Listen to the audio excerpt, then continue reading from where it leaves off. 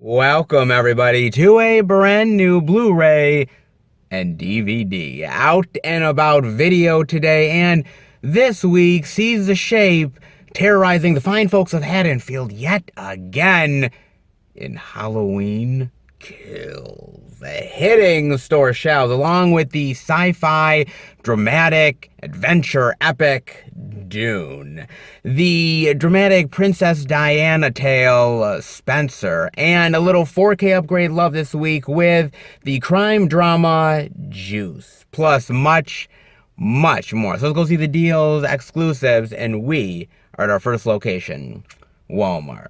So let's go in and see what they got. All right, everybody, we are in at Walmart, and holy shit. Oh, okay, it might not be the first week of 2022 where they have the media, but it is the second week, and they decided to pick up the pace a little bit. Thank the fucking Lord, dude. Look at this. They actually have physical media out this week. Yay for small miracles, folks. Oh my God, yes, indeed. I'm definitely digging it, man. I mean, we've got the DVD digital of Dune for 1996. Oh, look at that beauty. Very nice. They've also got the Blu-ray DVD digital for $24.96 and the 4K Blu-ray digital for $29.96. And I'm really loving the fact that it's different style artwork on every single edition. I am really loving that. Yeah.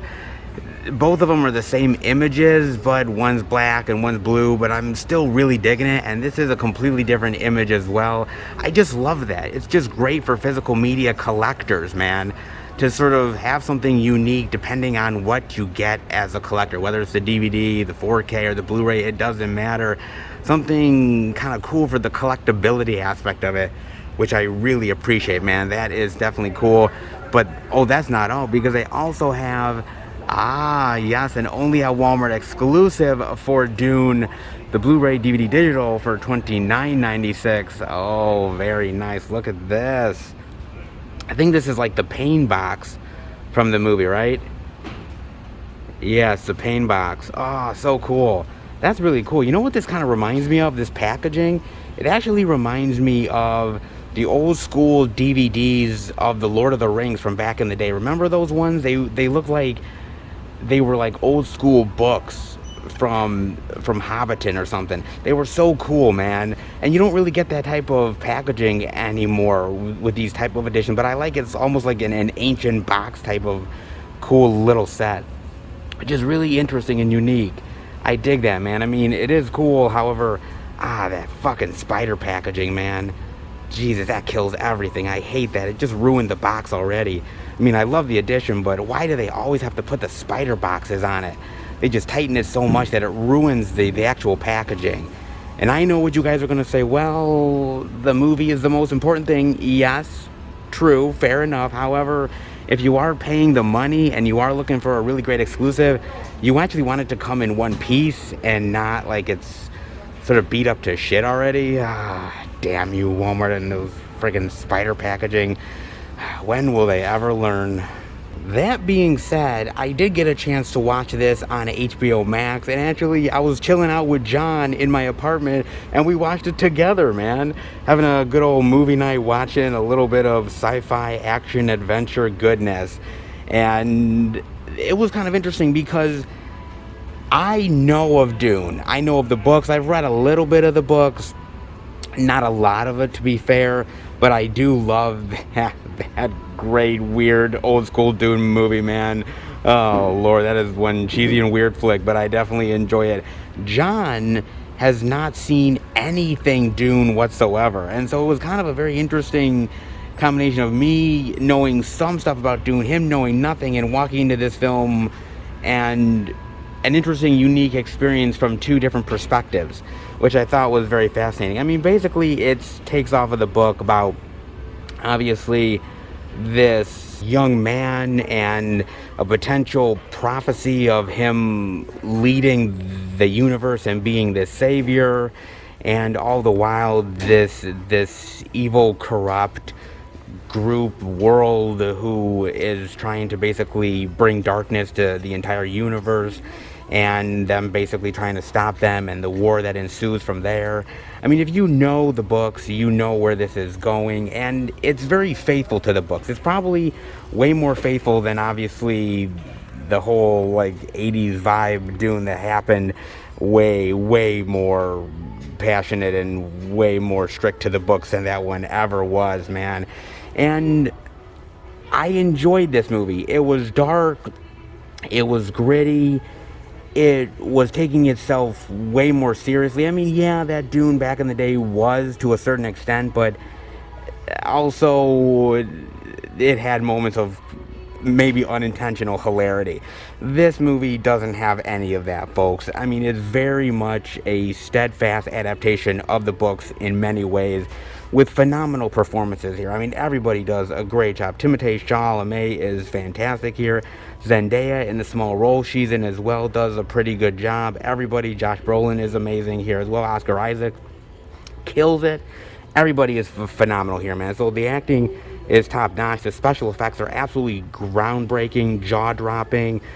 Things from the outer space stuff to the sandworm, everything is expertly done, believable. You feel it, the weight of it, the universe, everything feels lived in, really well done. And the story is pretty well effective, man. I mean, you get who everybody is, the relationships to one another, the mystery, the intrigue, but also the unpredictability of it, where you don't know where certain characters are going to go, where they're going to lead to, how it's going to affect them in the future.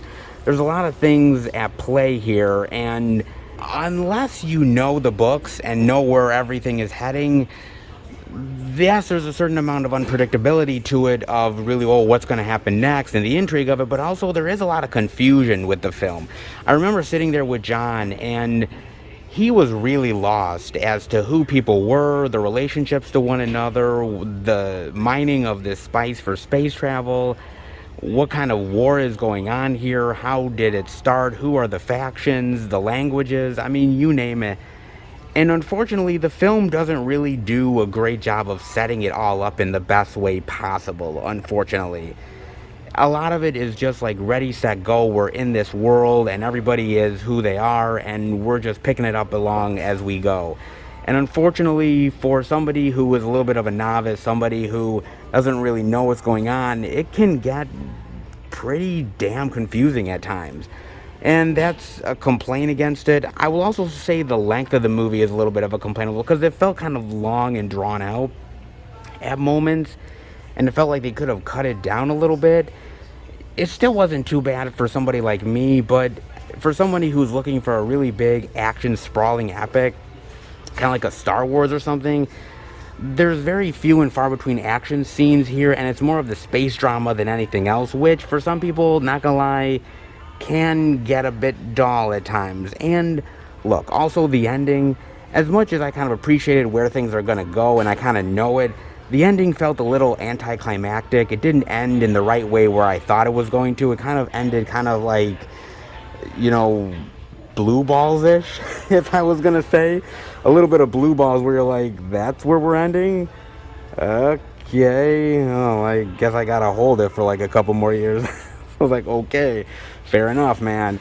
I mean, the movie has a lot going for it, and it is very big, sprawling, sci-fi, thinking man's science fiction adventure. But to be fair, it's not going to be for everybody, and that's just the honest to God truth, man. I mean, I think it's more adult science fiction than anything else. It's supposed to be the next Star Wars, right? The next sprawling Star Wars epic. And it was always meant to be that, right? Star Wars, and then Dune was more of like, well, this is not the kiddie sci-fi. This is more adult-oriented, grown-up, much more mature science fiction. And it definitely is that, but if you're so used to what Star Wars has done, and Star Wars has transformed a lot of franchises like Star Trek. Star Trek is not really what Star Trek used to be. It's more Star Wars-esque than anything else. And so Dune is not what people, I think, are expecting to a certain degree. And in that way, I think maybe people were a little bit let down by that. But if you go in with checked expectations, if you know the books and know where the mature quality of the story is, I think you're going to dig it. There is bumps in the road, characters that just come into the movie and then die, and Unfortunately, a lot of the goodwill of those characters, most of them don't even last in this film, which is unfortunate. And now you got to introduce whole new people and reinsert new things into the film, and it just kind of feels like, okay, the next film, it's almost having to feel like it's starting all over again in some ways, which is a damn shame. But I get it, I understand it. If you're following the books, it makes sense. But despite the bumps in the road, despite the issues, it's a great sprawling drama adventure wrapped in a great sci-fi story that is definitely worth diving into. Not perfect, but a movie that I definitely appreciated as a hardcore sci-fi lover. And if you go into it knowing that you're getting a very mature sci-fi tale, I think you will too. Oh, and we definitely can't forget a little Mikey Myers horror goodness. Oh, we definitely can't with Halloween Kills, the extended cut, the Blu-ray DVD digital for $22.96, the DVD for $17.96. Oh, yes, man. Oh, all that Halloween goodness back again, man. Can you really keep a good horror icon down? Well, you can, but not for long, folks. Oh, indeed. Because a franchise, well, they make money, okay? They print money, damn it. And true horror legends, well, they never really die. And Michael Myers is definitely one that proves it. Oh, indeed he does, man. Includes 2 versions of the movie, theatrical and extended with alternate ending. I got a chance to watch this in the movie theater with John. We are both Halloween fans. John is particularly a huge Halloween lover. And we saw Halloween 2018, right? We saw that movie. And we were kind of lukewarm on the film. When everybody tended to really love it and embrace it, we saw a lot of faults with the movie, a lot of issues. We definitely did dig it. And we liked that it was going back to a lot of its roots, and we appreciated that. But there were a lot of issues with it. But we were kind of half and half on the film. And we knew this movie was going to make a lot of money, which it did, and that they were going to do another one. So, of course, we were prepared, like any good horror lover is, to definitely embrace more Michael Myers goodness. And then we get Halloween Kills. Ah, yes. Now, technically, we were supposed to get it in 2020, and that goddamn coronavirus. I mean, Michael Myers is good at killing, but he definitely can't kill that corona, because it definitely got his ass. It definitely did. And they pushed it back for a year. And everyone's like, oh my God, we gotta wait a year for Halloween Kills. Oh my God, the agony. Well, we eventually got it, folks. And honestly, this movie picks up right where the last Halloween movie left off. And I actually kind of really dig that, because I just love those type of horror movies that pick up right where the last one left off. Whether it's sort of the second Hellraiser film or even Halloween 2. I like where the story goes next, and just picking up right where the events leave off, and like no time has really lapsed much at all, and we're off and running, man. And basically it's during the same night. Michael Myers is still on a rampage and killing, and basically it's the pursuit of the shape and finally bringing evil down to its knees. Evil dies tonight. God, how many times that was said in the movie? Way too many, folks. Oh man. So like I said, we were anticipating this movie. I think a lot of people were. And well, did it actually deliver in the horror goods? Not really. I'm just being honest, man. And I know you guys are probably gonna kill me when I say this, but John and I, well, actually we also went with Van, we all hated this movie. I'm serious, man. We fucking loathe this movie. And it's a real goddamn shame, because again, we were sort of so-so on the first Halloween movie, 2018. We thought there were some good moments, there was some bad moments, but overall, decent, average. But this, damn, man, this just really went downhill fast and hard. I mean, I will say this much. Michael Myers in the movie is great. He's a great killing machine. The kills itself are brutal. There's one that takes place in a home where he multiple stabs this guy in the chest, and the other chick like takes like this light bulb and smashes it and puts it in her throat. I mean, some really great brutal kills. The gore is fantastic. The blood is awesome. I mean, there's a lot to really like as far as Michael Myers and the horror aspect to it. which is really phenomenal. Everything else around Halloween Kills is really lackluster. I mean, whether it's the characters, whether it's the plot, I mean, you name it, there's a lot of stuff that really is downright disappointing with this film. I guess the best place to start is the characters, because they're so fucking stupid, man. I mean, really, it's just basically being dumbasses just for the sake of the plot alone, because a lot of these people in the film, right? Michael Myers is doing his killing, right? And they know Michael Myers is around. And they're just sick and tired of dealing with this guy, right? And fair enough, I get it. And they're like, we're going to do vigilante justice. You cops, you've had your chance. Now it's time for us to take out the trash. Yeah, because you're going to do a lot better, right? Yeah, with baseball bats? Okay. I guess if guns didn't work, baseball bats will? Right. Okay. And a lot of these characters are just making really stupid decisions and going out, and I get it where like they're consumed by anger and they're consumed by hate and they're blinded by their rage. Okay, fine.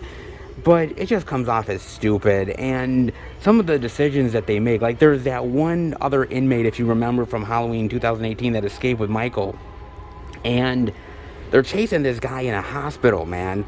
And Tommy ends up saying, he's like, well, that's my Michael Myers, that's Michael, let's get Michael. And all the townspeople are like, yeah, let's get that motherfucker.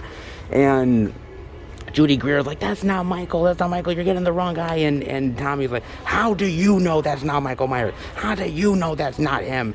And I'm like, are you fucking stupid, you goddamn idiot? Seriously?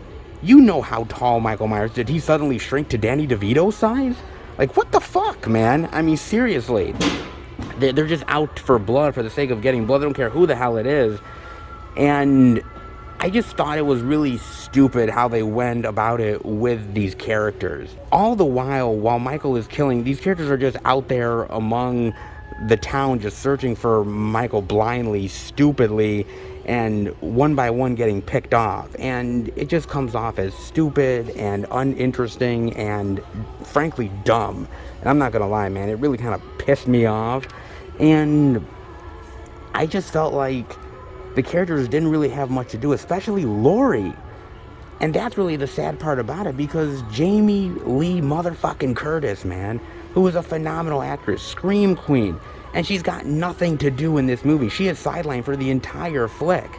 And it's basically Tommy and the gang trying to find Michael, and that's uninteresting. I wanted Laurie Strode and Michael Myers going against one another. And if that's what you want out of this film, I hate to say it, man, look elsewhere, because you're really not going to get it out of this bitch, because it ain't happening whatsoever, man. And lest we forget that the film is riddled with nostalgia up the ass. That's another thing that really got me, because to me, what I want out of another Halloween movie is I want a new adventure. I want a new set of circumstances. I want some sort of originality, and it felt like we're just regurgitating stuff. Like the whole hospital stuff felt like they were taking it from Halloween 2. The whole, vigilante justice riot stuff felt like it was coming from, I believe, like Halloween 4 or 5 or something like that. They were just regurgitating ideas and just putting in nostalgia for the sake of nostalgia, right? Oh, Tommy Doyle. You remember Tommy Doyle, right? Who doesn't? Oh, you remember Lonnie? Ah, yes, Lonnie. He's in here as well. The nurse? Yeah, we're just going to bring in the nurse in here. Why? Why the fuck not? I mean, seriously, they even flash back to the first film where they show how Michael Myers gets captured in this version. And it's really some lame ass shit, man. I mean, seriously, a guy that can survive bullets and major falls off of houses and everything, and that's how he gets caught in the film? Are you fucking kidding me, man? He just gives up? That's it? Okay, gee, that was limp dick. I mean, come on, man. I mean, it just felt like they just brought things in here for the sake of nostalgia, just to be like, hey, remember when? Remember the good old days? Yeah, I do remember the good old days, and they're better than the new days. And I'd rather stick with that than watch this. Damn, man. I mean, unfortunately, it's characters being stupid, characters being sidelined, the plot being complete weak sauce, and the only thing that's good in here is Michael Myers and killing. But you could watch the other Halloween movies for that.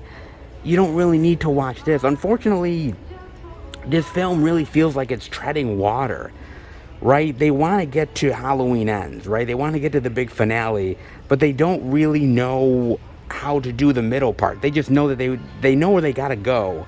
They just don't know how the second film will really get there to tie it all up. And unfortunately, that's a real shame, because the middle entries in a franchise is supposed to be dark and dreary and really set up things that you're not expecting and really take it into some really extreme, depressing places where the next film is really going to lift you up. And unfortunately, with this film, you just don't get that, man. There is no major revelations. You know, you don't really get a lot with Laurie. And unfortunately, a lot of these characters I just didn't give a shit about, man. And it's just a goddamn shame, dude. I mean, it's not the worst of the franchise, but it's not really the best either. It's just treading water.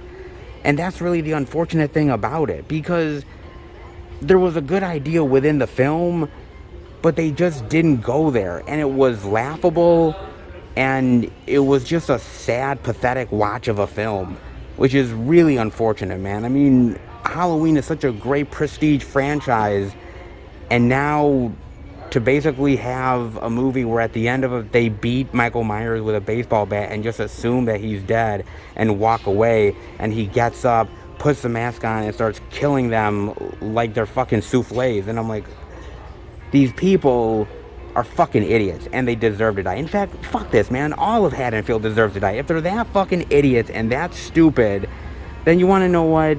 Fucking kill them all, man. Just fucking hack and slash like a motherfucker. I don't care, man, because these people deserve to go. This town deserves to go. If they're that much of idiots, if this town is that easily duped, then you want to know what? Have at it, Michael, man, because you want to know what? I just don't give a shit anymore. I like this franchise, but I like the old school films. The new school stuff has really become a disappointment, and Halloween Kills is yet another in a long line of horror disappointments that have come out in recent years, and that is a damn shame. Dude, look at this. Holy shit, this came out this week. I was so not expecting. Season 3 of Cobra Kai, baby. Oh my god, look at this beauty. The Karate Kid saga continues. Oh, look at that. All that bonsai goodness, baby. Oh man. Oh, I love it. Holy shit, I didn't realize this was coming out this week. This is the tits. This is so cool. Oh, man. I don't know if I've told you guys before. Actually, I probably have multiple times, man. I love Cobra Kai. I love this series so much, man. I mean, I'm a huge old school Karate Kid franchise, right? The first 3, amazing, right? First one, absolute classic.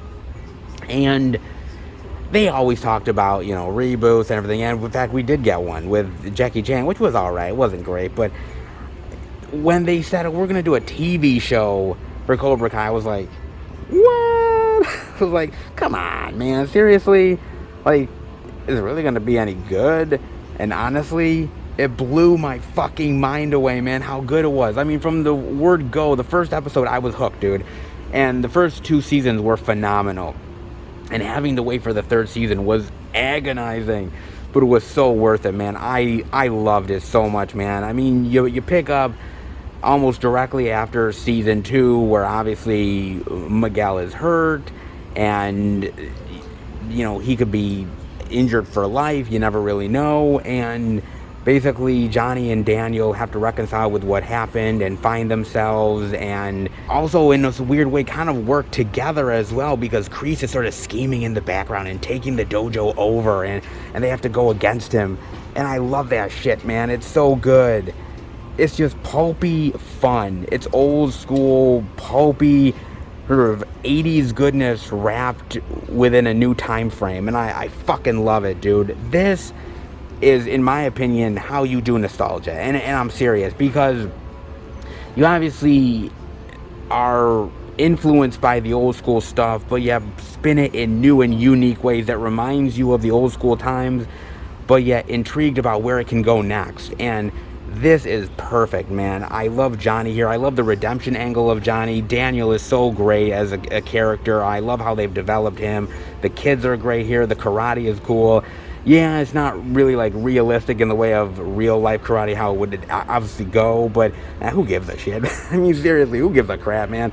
It's just so good. I love the drama and the stories and the characters, and it's just pulp fun, which I so fucking enjoy, man. It's so good. Oh, man, it's so absolutely phenomenal. I love this shit so goddamn much, man. Oh, that is so cool that they put this out, man. I mean, only the DVD, well, they only put season 1 and 2 out on DVD as well, but honestly, dude, if you have never watched Cobra Kai, if you never have, what the fuck are you doing, man?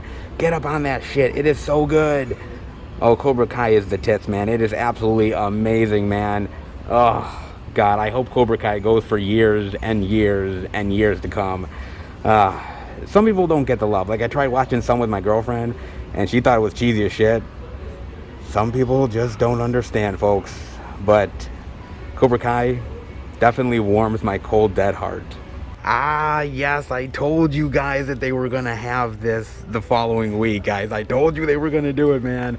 A week late, but at least they finally got it, man. I mean, they got zeros and ones. They got Black Friday.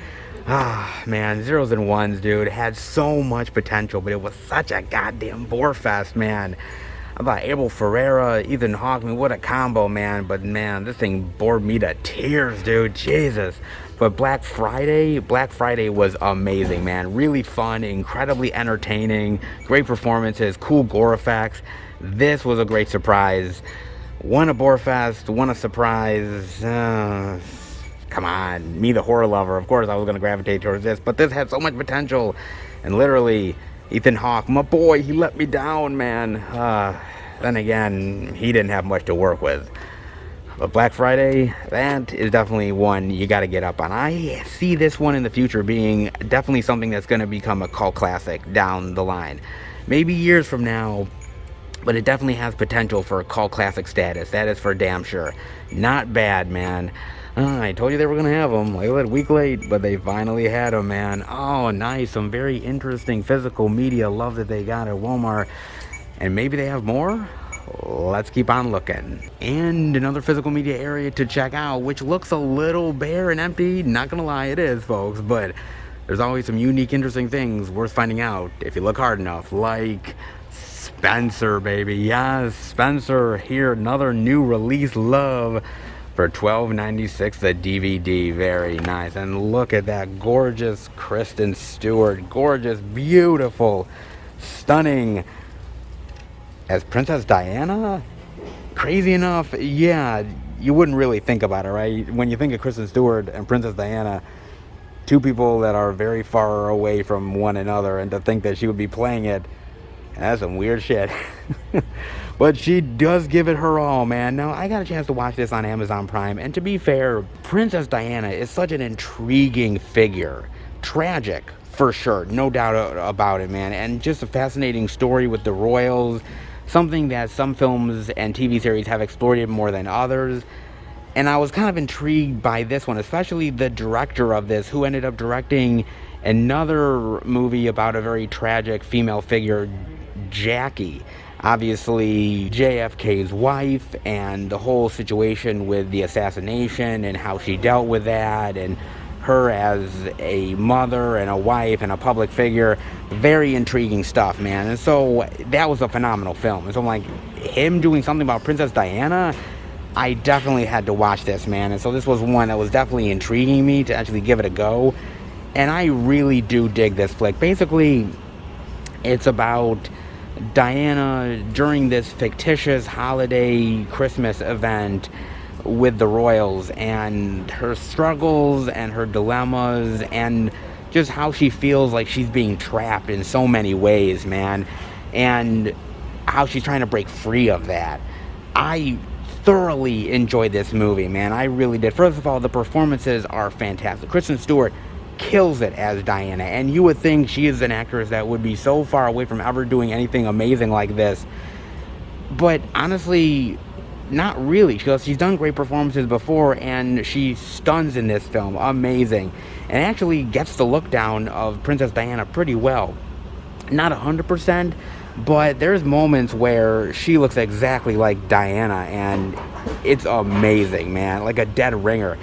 Fantastic. I love the acting in here. I think it's phenomenal. I love the story, and I love the characters here and how the circumstances are so heightened because they're the royals, right? And so there's a certain level of scrutiny and drama and tenseness to all of this that you're on the edge of your seat about. You're like, well, how is this going to play out? How is Diana going to break free of this? The constraints that the royal family has on her and how she's trying to come to terms with that. It's really phenomenal. The drama of it all is so fantastic. And there's a lot of tension between that and how she's slowly losing her mind. Amazing stuff in this film, man. And yes, some of it is fictitious, like the event itself, but I almost feel like there's a lot of truth in this film with the royals and how they treated one another and how they treated her and how she felt like a prisoner. Even when it was supposed to be her home, she felt almost like she was trapped, like she was in a prison that she couldn't get out of. And I just love the dilemma of that, and I love how this movie plays with that in a big bad way. That even though she's supposed to feel safe in this environment, it's almost like, you know, she's being like a doll that's being dressed a certain way and told to say things a certain way and do things a certain way because you can't like overstep your boundaries because it's the royal family and there's a certain way the royal family should act and should be. And putting that kind of pressure on a woman like this and how she was ready to snap. It's so fantastic, guys. Really, really amazing character drama and also a great insight into the woman herself and into the royals. I love this film a lot. I thought it was absolutely phenomenal. The performances alone are very well worth it. I really dug this film, man. Absolutely phenomenal. It's just a great acting piece for Kristen Stewart, and she hits it out of the park, man. Absolutely wonderful. I dug the hell out of that movie. I really did, man. If you're looking for a good character piece drama, Spencer is pretty damn cool, man. I definitely dig that. And hey, they even have some Antlers love as well, man. Not bad. Great little Wendigo flick. Absolutely worth diving into, man. If you guys have not watched this, man, what a really great flick. Definitely worth diving into. I think you guys would really dig this film a lot. I loved it. I thought it was really a great surprise. Wasn't expecting much, but blew me away, man. Great effects, great story, good horror. Definitely check it out, man. Not bad, actually. Some pretty cool stuff so far for Walmart. But could there be more? Indeed there is. A little indie love with Mayday, the DVD for $12.96. Very nice indeed, man. Now, I've been actually wanting to show this off for 2 to 3 weeks now, and I haven't been able to find it, and suddenly I find it here at the first Walmart of all places. Okay, man, little surprises this week, not gonna lie, man. Now, I watched this on Amazon Prime, and basically it's about this woman who's having struggles in her life, and she's not happy with her life, she's not happy with her job, she's not happy with men treating her a certain way, and she goes inside this oven and she comes out the other side into this sort of almost like fantasy land of like World War II, where there's these women that are fighting the hierarchy of man, and she learns to become friends with them, and there's this sisterhood and there's bond, but yet difficulties, and she's learning to find herself and find who she really is and her struggles and who she's really meant to be. It's kind of an interesting movie, a little bit of realism with the whole World War II aspect, but sort of wrapped around this sort of fantasy aspect. It's kind of interesting. It kind of reminded me a little bit of Sucker Punch, but not nearly as fantastical, a little bit more grounded more than anything else, very much within her own psyche. I definitely appreciated this film. It's not perfect. It's a little bit of slow. It takes its time, but I like the idea of all of the females that she encounters, and every one of them is a part of her psyche, of her personality in one way or another, of who she is and who she dreams to be but is scared to be as well.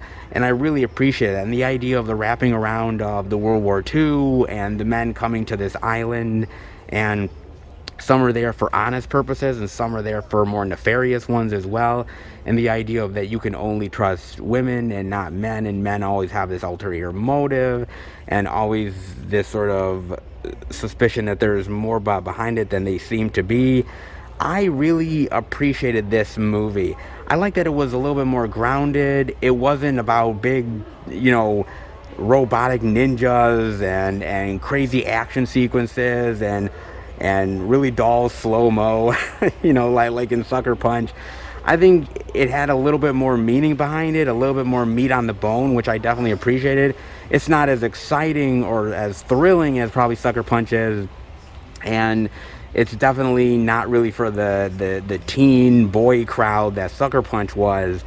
But I sort of like the idea of a woman really examining herself through this fantasy land. There's been many movies like that, and add another one to the list. It's not bad, not great, but I actually appreciate it a lot more than Sucker Punch. And I know some people really love Sucker Punch. This movie is not nearly as exciting and not, teenage boy masturbation material, but I think as I get older, I'm more of a character piece guy than anything else, and this one definitely scratched the itch. And did somebody say new slipcover love? Oh, indeed we did, baby. Valentine's Day slipcover goodness. Ah, yes. Oh, that is fast approaching, isn't it? Damn.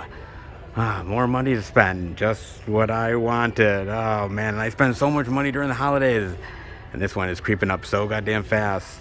Just what I want, damn it. Oh, man. But, of course, if you are into the slipcover game, Walmart has your back for the upcoming Valentine's Day holiday, baby. They definitely do, and some very intriguing ones for the season. Oh, yes, and look at this. Some very interesting ones with, obviously, the Valentine's Day heart candies, which is really cool. Finding a little Valentine's Day love there. Very nice. Peanuts. Be My Valentine, Charlie Brown. Of course I will, Charlie Brown. You're so cool. Just don't tell my girlfriend. The Jetsons. Oh my God, I love the Jetsons. Are you freaking kidding me? The Jetsons are awesome, dude. 2-film collection. Yeah, because this is absolutely a Valentine's Day experience. Why wouldn't I want to spend my Valentine's Day with LeBron? Right. And The Boss Baby. City Life with Pets 1 and 2, Sing, the Illumination Despicable Me collection, Paw Patrol, How to Train Your Dragon. I mean, it's the same edition of movies, just different slipcovers with them, which of course always intrigues all the slipcover lovers out there because they always want to dive into more slipcover love. I mean, Barbie, Beethoven. I mean, the Beethoven collection is cool, I guess. I mean, I'm only a fan of the first 2 Beethoven movies. The other ones, not so much, but, sure, who doesn't love dogs, though? I mean, and St. Bernards, come on, man. You got that, Looney Tunes, The Croods, 4-movie collection, Kung Fu Panda, SpongeBob, Sonic the Hedgehog, which is kind of weird to me, man, because, I mean, these are cool slipcovers, don't get me wrong, but some of them doesn't make any sense. Like, I like Sonic the Hedgehog movie, but I don't really consider it a Valentine's Day thing. I mean, it's kind of cool that there's a Valentine's Day slipcover, but how is this exactly a Valentine's Day movie? You know what I'm saying? I mean, it's the same thing with Bumblebee. I mean, great movie, don't get me wrong, but not something I instantly think of Valentine's Day. Right? Am I wrong? I mean, seriously, man. I mean, Blue's Clues, okay, Trolls, Shrek. I could kind of see it. I could see it with Shrek. Madagascar, Home, Land Before Time, Valentine's Day romance with dinosaurs. Well, I've seen weirder shit. Jeez, man. I mean, I do actually really appreciate the slipcover love here, but some of it doesn't really make any sense. Like, again, Valentine's Day love with Space Jam? Okay. I mean, Paw Patrol? I guess if you're, kindergarten age kid really loves another kid at school and wants to give him Paw Patrol? Yeah, that's some weird shit, but sure, I'll go with it. Why not? I mean, they do have, though, some other slipcovers, a little bit more mature adult ones. I mean, they do have the Dirty Dancing, a new slipcover for that, which, come on, I mean, Dirty Dancing is amazing. It's probably one of the best goddamn romance movies of all time. I friggin' love that. I mean, the singing, the dancing is phenomenal. Swayze, come on, Swayze's a heartthrob, folks. Okay? Age of Adeline, which is good, not great. 5 Feet Apart, which I dug 5 Feet Apart. Definitely romance. I could see that. And god damn it, man. The Twilight Saga? Really? I mean, I'll say it once. I'll say it again and over and over and motherfucking over, man. How the hell is the Twilight Saga any sort of great Valentine's Day movie series worth diving into? How the fuck is this, man? I mean, Jesus, man, there is so many more things to watch. Hell, I'll take fucking LeBron over goddamn sparkly vampires, man. Seriously. I mean, truth be told, right? The first Twilight movie, the first half of it ain't half bad, okay? I'll give it a little bit of credit. The other movies are kind of dog shit, okay? But, alright, it ain't that good, man. I'm trying to come up with an excuse here, and I can't do it, folks. It's just real shit. Ah, damn it, man. I mean, this didn't turn out well for anybody. It did turn out well for Robert Pattinson. It didn't turn out well for Kristen Stewart. Don't get me started with anybody else in the goddamn cast, man. I mean, there's so much better romance flicks for vampires. I mean, Interview with the Vampire is very romantic, I suppose, right? Near Dark. Okay, that's more bloody than anything else. But there is romance in Near Dark, okay? I'm just saying, there kind of is. Kind of more of the B story, but there is romance in it, okay? You know, I mean, come on, man. Just saying. Something other than the Twilight Saga. Seriously, man. I mean, I'd probably wipe my ass with a slipcover, but I'd probably get a paper cut doing it, and then I'd be really pissed. So I really don't want any sparkly stuff up my ass. So you know what? Fine. If somebody wants to have at it for 40 fucking bucks, man. Seriously, you could do better, man. Just buy a shitload of chocolate. You won't regret it, folks. God damn it, dude. I mean, some really interesting slipcover love here. Some that deserve it. Dirty Dancing, anybody? Seriously? Some that don't. Seriously. Just stay away, folks. And everything in between. I mean, I love the slipcover game. I definitely do. But sometimes slipcovers make more sense than others. And this time around, it's cool to see them, but does it really intrigue you to buy it? Well, honestly, nope. But hey, we've seen worse slipcovers out there, and in Valentine's Day love, well, somebody's gonna bite the bullet. For some of the prices, it's well worth it. Adding a new slipcover to old editions. It's happened once, it's happened again, and another time is the charm, I suppose. Maybe. Very interesting trip over to Walmart this time. Very intriguing indeed. Let's head out. Surprise! Oh, wow. Well, I'm not going to lie. It was actually kind of a surprise for me, too, guys. Because here I am walking into Walmart thinking to myself, oh, this is going to be another mundane adventure here at Wally World. And honestly, it was anything but. It was really pleasant, man. And plentiful. It was so good, man. So fantastic. I mean, all the new release love, the exclusive goodness, new slipcovers, a little bit of indies as well. Man, damn. It almost makes me think that they're turning a new leaf. No.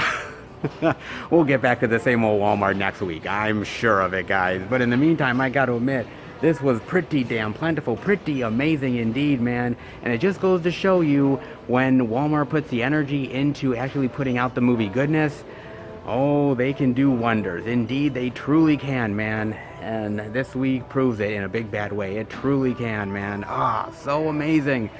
Why can't every week be like this? Seriously, I'd be a very happy physical media lover if they kept on doing this every single week. But you know that's not going to happen, folks. Seriously. Don't get your hopes up. You will be let down. I'm keeping them in check, man.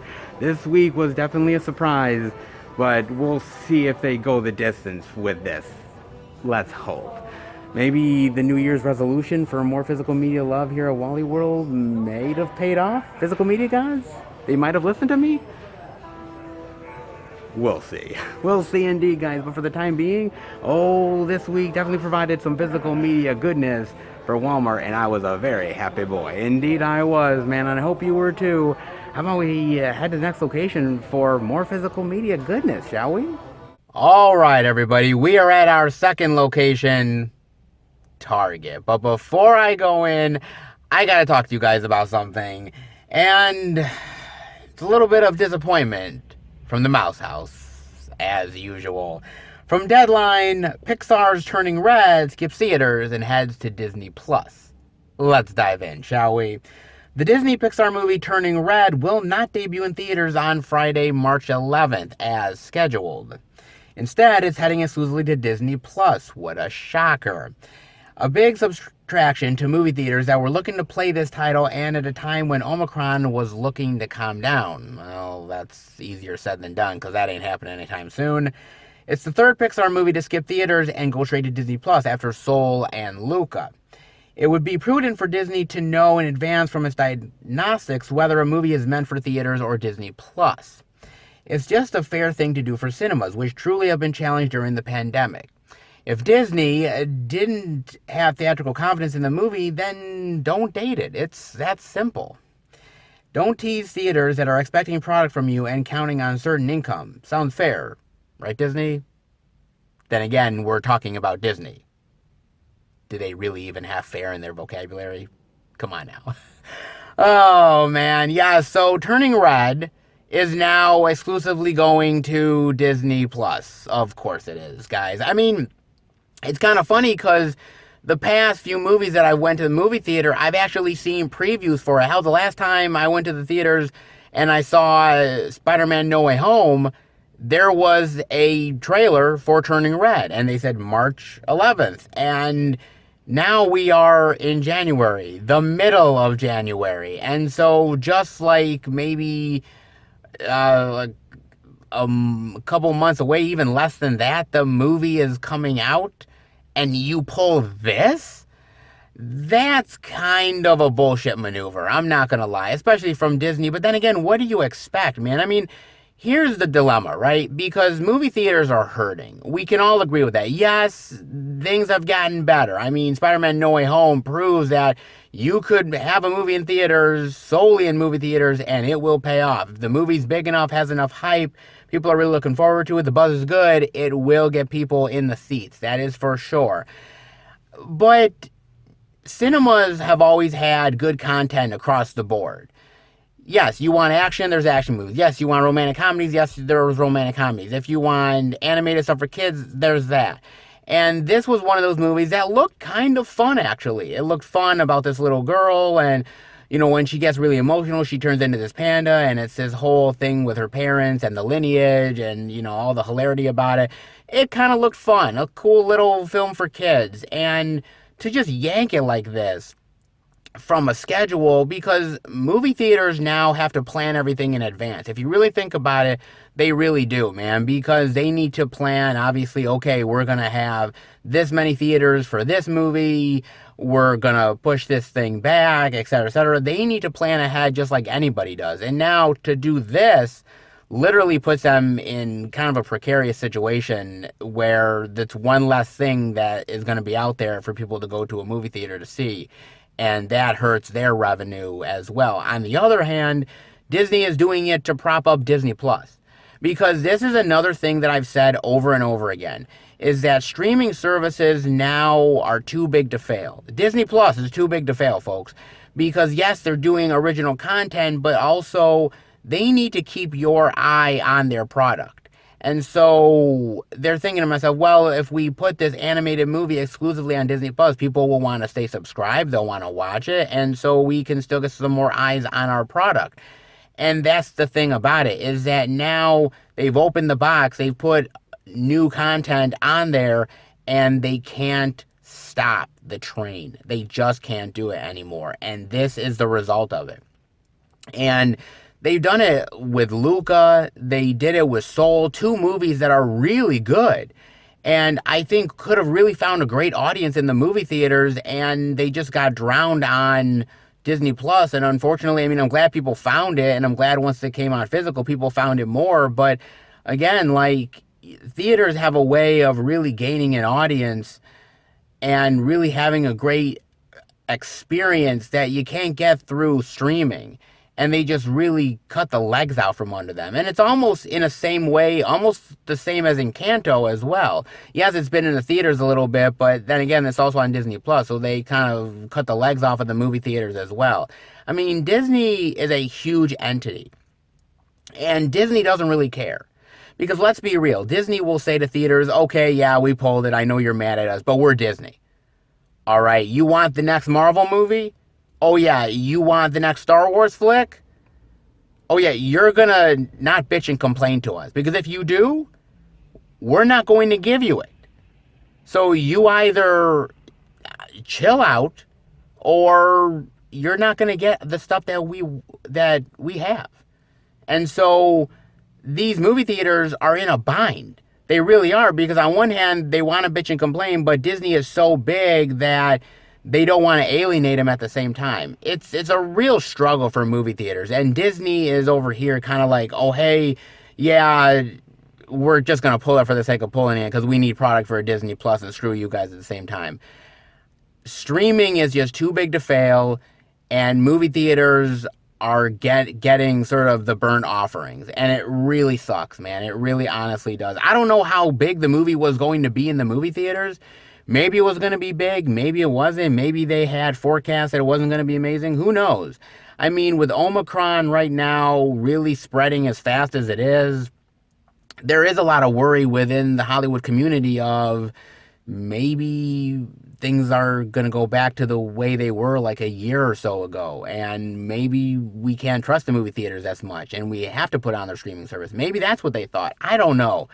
But everybody is struggling right now, especially movie theaters, and every little thing helps. And Disney is such a big entity that even if you want to put it on your platform, that's fine, but do both. If you're going to do the best of both worlds, I suppose do both, but they're not even doing that, man. I mean, Disney is holding all the cards. And when a company is this big, has so much product and so much entertainment value, that really they own you almost. And movie theaters, unfortunately, can't really do much about it. And that's unfortunate, because they need them. And at this point, honestly, with the dominance that they've done with all of the product that they have at their disposal, if you deny them, then they're just going to screw you over. So what leeway do you really have, man? You have none. So it sucks, but at the same time, there's not really much you can do about it. And so streaming wins yet again, guys, as it will for many years to come. It's a hard truth to accept, but it is a fact. Hard lessons to learn, but it's one that movie theaters are going to have to learn. Either that, or they're going to become a dinosaur real goddamn fast. Let me know what you think about this, guys. I'm very interested to know. In the meantime, well, there is physical media out there. Hell, Walmart actually proved it, shockingly enough. But what will Target have? I guess we just got to go in and find out. All right, everybody. We are in at Target, and of course, I knew that they would have new release love. Come on. It's Target. They've been good to us, and they're good to us yet again, baby. Let's dive in with the first thing I'm seeing. That is the DVD digital of Dune for $22.99. The Blu-ray DVD digital for $26.99.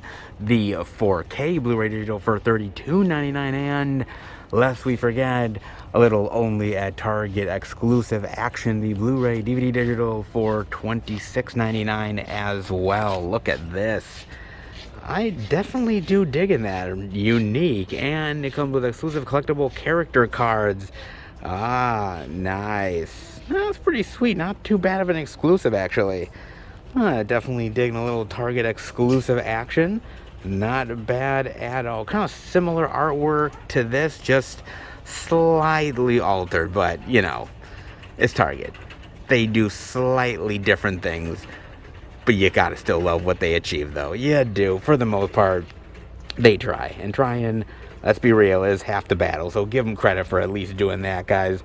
Interesting indeed. And, of course, I gotta talk about Denis Villeneuve, my man, baby. What a hell of a director that guy is. I mean, seriously, he is on fire as a director. The first time I really noticed him was when he directed Prisoners. My God, man, Prisoners is tense, it's thrilling, edge of your seat stuff, dramatic, love the hell out of it. He did Enemy with Jake Gyllenhaal, which I appreciate the hell out of that movie, really love. Very underrated flick, which I really dig, man. I mean, he did Arrival, which is, I mean, come on, man, that's fucking amazing, dude. Absolutely phenomenal. Of course, he did Blade Runner 2049. Less I say more, amazing. I was blown away by that movie. And now Dune. I think he's going to be doing Cleopatra as well. What a phenomenal director, man, with a great eye for design and the camera and the shots. Beautiful photography. He really knows how to get the performances from his actors, and Dune is absolutely no different, man. But here's the thing, okay? And I would argue that audiences don't really want to see thought-provoking sci-fi as much as they used to. You might agree with me, you might disagree with me, but I mean, think about it this way. This movie was still successful, right? Absolutely 100% successful. We're getting a sequel. I cannot wait to see where we go next. Denis Villeneuve was coming back, and he said, look, we've done all the setup for the first film, and now we can just roll with it. We can go action galore, really dive into the story, and just go balls nuts with it, okay? Absolutely. Okay, cool. I'm down with that. But I think a lot of people, as I've read reviews online and watched some YouTube stuff, I think people were expecting more. They were expecting this action spectacle, blockbuster epic. And I think it was more thinking man sci-fi than what they were hoping for or what they wanted. And I would argue that today's audiences, they don't really want smart sci-fi anymore. That's not to say everybody doesn't, because I think there's a certain amount of people who really like to be engaged with the story and really think about it and think about the characters and really do a deep dive. But unfortunately, I think there's a lot of people out there who want the big cookie cutter sci-fi stuff. And I think Star Wars became one of those ones that became cookie cutter. I mean, it was groundbreaking for the time that it came out, but if you look at a lot of the Star Wars stuff that has come out since over the decades, you'll notice that a lot of it is the same old big action spectacle blow 'em up stuff. I mean, it even bled into Star Trek. I mean, if you look at Star Trek '09, that was not really old school thinking man's Star Trek that you knew and loved. It was blow 'em up, it was big Hollywood blockbuster, it was J.J. Abrams, and a lot of people sort of pushed back on that because it didn't remind them of the Star Trek that they knew and they loved. I mean, even look at Blade Runner 2049. Brilliant science fiction, man. Absolutely brilliant. It gave you such an immersive experience, really gave you a lot to really chew on as far as story and characters and the possibilities of that universe. But nobody saw it. Nobody saw the damn thing. And so Denis Villeneuve had this whole idea of doing more sequels and really diving into the Blade Runner legacy and this idea of this, war that would go on.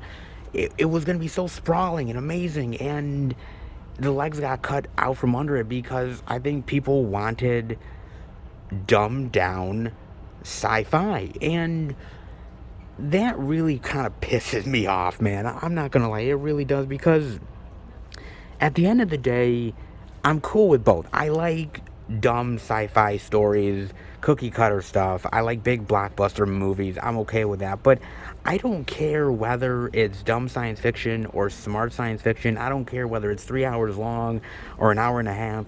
If there's good characters, if there's enjoyable moments, if it really gets me going and really makes me think about the possibilities of that universe and makes me really enjoy the world that I'm immersing myself in, then that's all that really matters, man. And unfortunately, now a lot of audiences have gotten used to the big action, blow 'em up, big giant set piece at the end type of movies, and something a little bit more personal, a little more to chew on and think about after the movie is something that I think a lot of people don't really want anymore. I think we've changed as a culture. You can't do a 2001 Space Odyssey nowadays. You can't. You really can't. If you made that movie now, that movie would bomb. Let's be real, okay? That movie would absolutely choke on its own ashes, okay? It truly would. And I think movies like Dune are an exception to that. I think people went in saying, okay, if you're going to tell me this is the adult Star Wars, I want adult Star Wars. And I think it's much more mature than that. I think it's much more darker than that. And I think it's able to engage you in a much more intelligent way than just the average action shoot 'em up flicks. I definitely do think it does. Again, this movie is not for everybody. It's just not, man, at the end of the day. It really isn't. But I do think that the people who really gave it a chance, the people who really embraced it are the people who really love the novels. And I also think it's the people that really are going in for a really great immersive experience into the universe itself and don't mind being engaged with a story that might not have as many explosions, but interesting, unique angles with the characters and a mysterious story that is ever unfolding. It's not at the end of the movie everybody gets medals and big sprawling music at the end and off we go and it was a fun adventure and let's go on the same ride again. It leaves you wanting more. It leaves you with questions and answers that you haven't quite gotten yet. And it is a little bit frustrating. But I think that's the journey that Villeneuve wants to take you on. And I'm up for it. As long as it doesn't disappoint. I mean, when you get to the end of this Dune series, out of the 3 films that they're going to make, if then you're disappointed with the journey, you're disappointed with the end result, then you could go back and be pissed. But give it a chance, let it work itself out, and see where the story takes you, because I'm willing to go there. It's not perfect sci-fi, it's not the most exciting sci-fi, but I think for somebody who's an old school sci-fi lover like myself, I think it's a movie that really makes me think of things in a unique and interesting way, and I like when a sci-fi universe can really do that, and this one definitely does. The trials and tribulations of Princess Diana in the Kristen Stewart emo vibe. And it does work, ain't gonna lie. It's a Spencer, the Blu-ray for $14.99. Nice. And I gotta talk about Kristen Stewart. I really do, man, because man, people have really shit on her over the years. They really have, man. And sometimes, ain't gonna lie, deservedly so. Truly, because she's done some projects that have been real shit. I mean, lest we forget Twilight Saga, ladies and gentlemen. I mean, that alone gives her enough hate that would last fucking decades, man. But, I mean, she's done certain cookie cutter movies, like she did that Charlie's Angel reboot. That Charlie's Angel reboot was kind of shit, man. I mean, why even do that? I understand you wanted to have fun and maybe start another franchise, but come on, you dealt with a franchise before and it was utter trash. You don't need to dive into another one, man. But overall, she's really good. And I mean, really, really fucking good, man. I mean, whether we're talking about Personal Shopper or Adventureland, which she's really phenomenal in. I mean, she was really great in Underwater. Underwater really blew me away, man. She's so much better of an actress now than when she was younger. I mean, even when she was younger, though, she wasn't exactly a slob either. I mean, Panic Room with Jodie Foster. Fucking amazing, man. So, she's a good actress. I think sometimes she comes off as a little cold. Sometimes her film choices aren't exactly the most popular or the ones that many people really interested in wanting to see her in. I mean, seriously, I really don't want to see any more sparkly vampires. God, I'm done with that shit. I really am, man. I mean, the truth of it all is that people like Robert Pattinson and Kristen Stewart have really tried their hardest to get out of the stereotypes that they've been put in. I think Robert Pattinson has been more successful than Kristen Stewart, but I think Kristen Stewart is really trying to break out and do some stuff that you look at her, you're like, really? Playing Princess Diana? But she pulls it off in the most greatest way possible. And she really ends up shutting up the naysayers. And I think that's a great thing to do, man. And I really think it is. I mean, look, she's not a perfect actress. She has her faults. And there are certain stains on her career, like Twilight, that will always be there and will always haunt her. But she got paid a lot of money. She got a lot of high-profile work and a lot of high-profile notoriety because of it.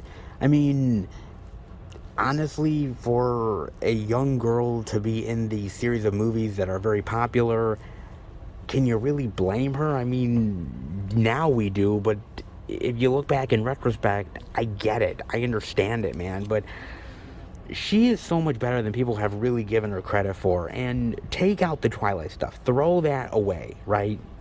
Get rid of it. And look at some of her recent work that she's done in the past 5 years.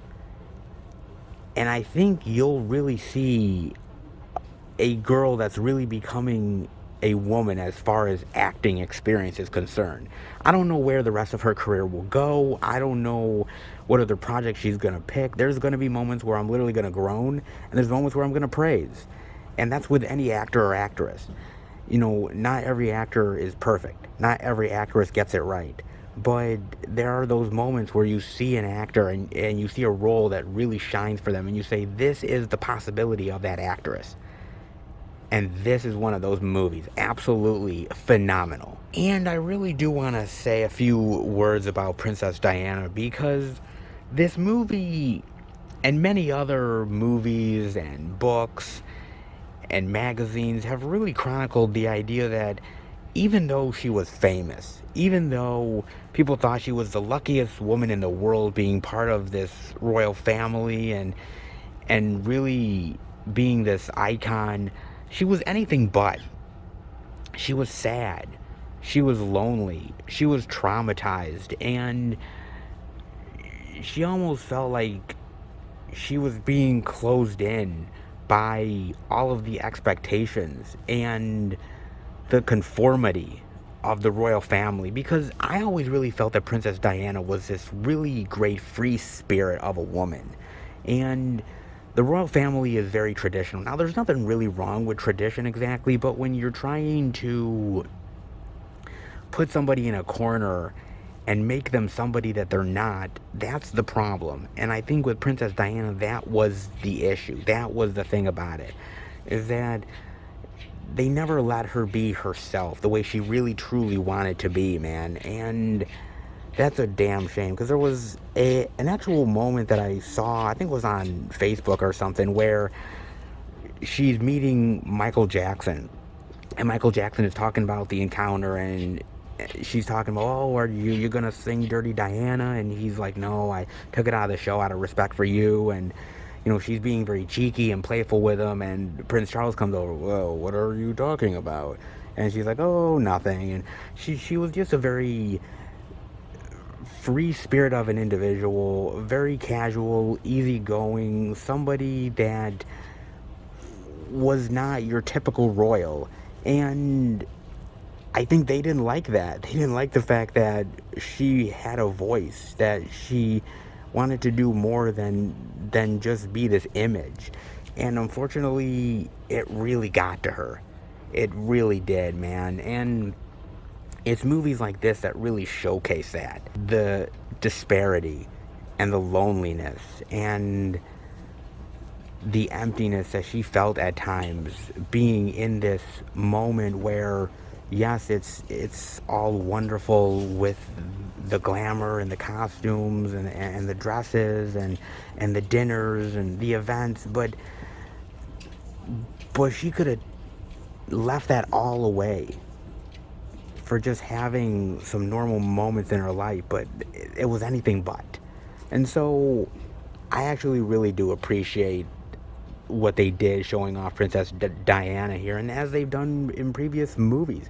There was one Diana in 2013-ish, somewhere around there, with Naomi Watts, which wasn't bad. It was more chronicling stuff from, like, you know, other books and everything about her affairs and whatnot, but that's a really good one. Of course, The Crown, which is really great stuff on Netflix as well. She's a fascinating figure with a fascinating history, and I don't think we've seen the last of these type of movies. I think there will definitely be more, because she's just that kind of a unique and fascinating figure that people want to dive into. And I'm glad they do, because she was such a unique and wonderful person that she really needs to continue to be highlighted and spotlighted and shown more of the bright light that she really was, man. And I don't blame people like Prince Harry and some of the other people in the roles that have left, because the expectations and the stress of it, trying to be this traditionalist and trying to live up to expectations, that's not easy to do, man. And sometimes tradition is great, but sometimes you also need to be a free spirit and do your own thing, regardless of the consequences. And sometimes it ends up being the death of you. Princess Diana is an amazing figure, but also a tragic figure as well. And it's stories like this that really highlight it in a very beautiful but haunting way. Wax on, wax off. Oh, it never looks so damn good. Oh, indeed it has not.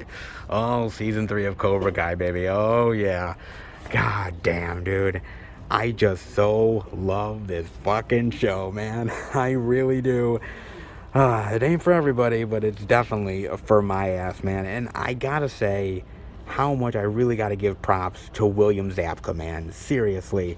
Because he played such a really great 80s douchebag, didn't he? God, he was so good, man. I mean, Karate Kid, just one of the guys, Back to School. He was so damn good, man. So iconic. And I remember when I saw Hot Tub Time Machine in the movie theater, and I was like, wait a minute, is that who I think it is?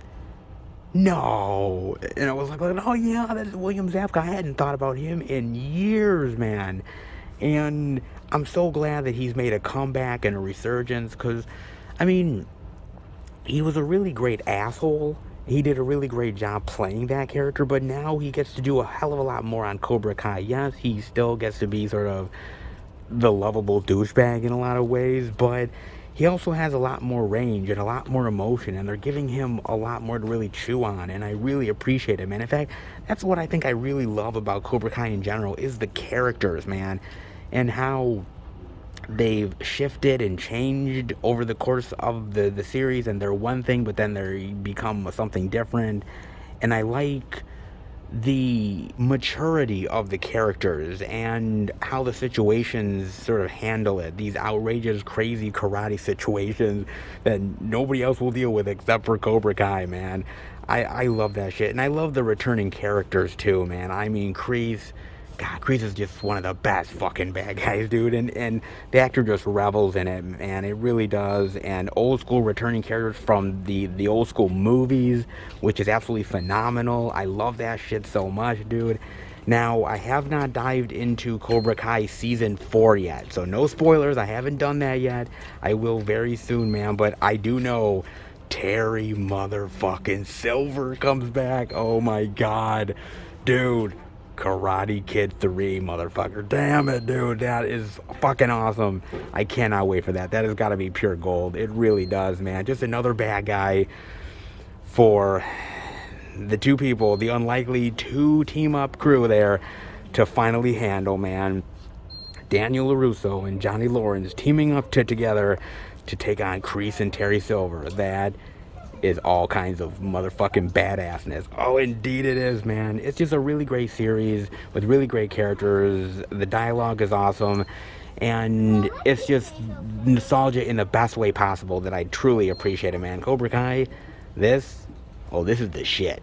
You can take the man out of Haddonfield, but you can't take the Haddonfield out of the man. Oh, you can. And Michael, man, he really needs to get over Haddonfield. They are so over him. And Halloween Kills, the 4K Blu-ray digital for $29.99, the Blu-ray DVD digital for $24.99, and the DVD for $19.99. Very nice. All of the Michael Myers horrific goodness, man. Now, my biggest pet peeve about this movie, the biggest issue that I have, other than the stupid, idiotic characters and some of the dialogue and the plot that literally goes fucking nowhere, you name it.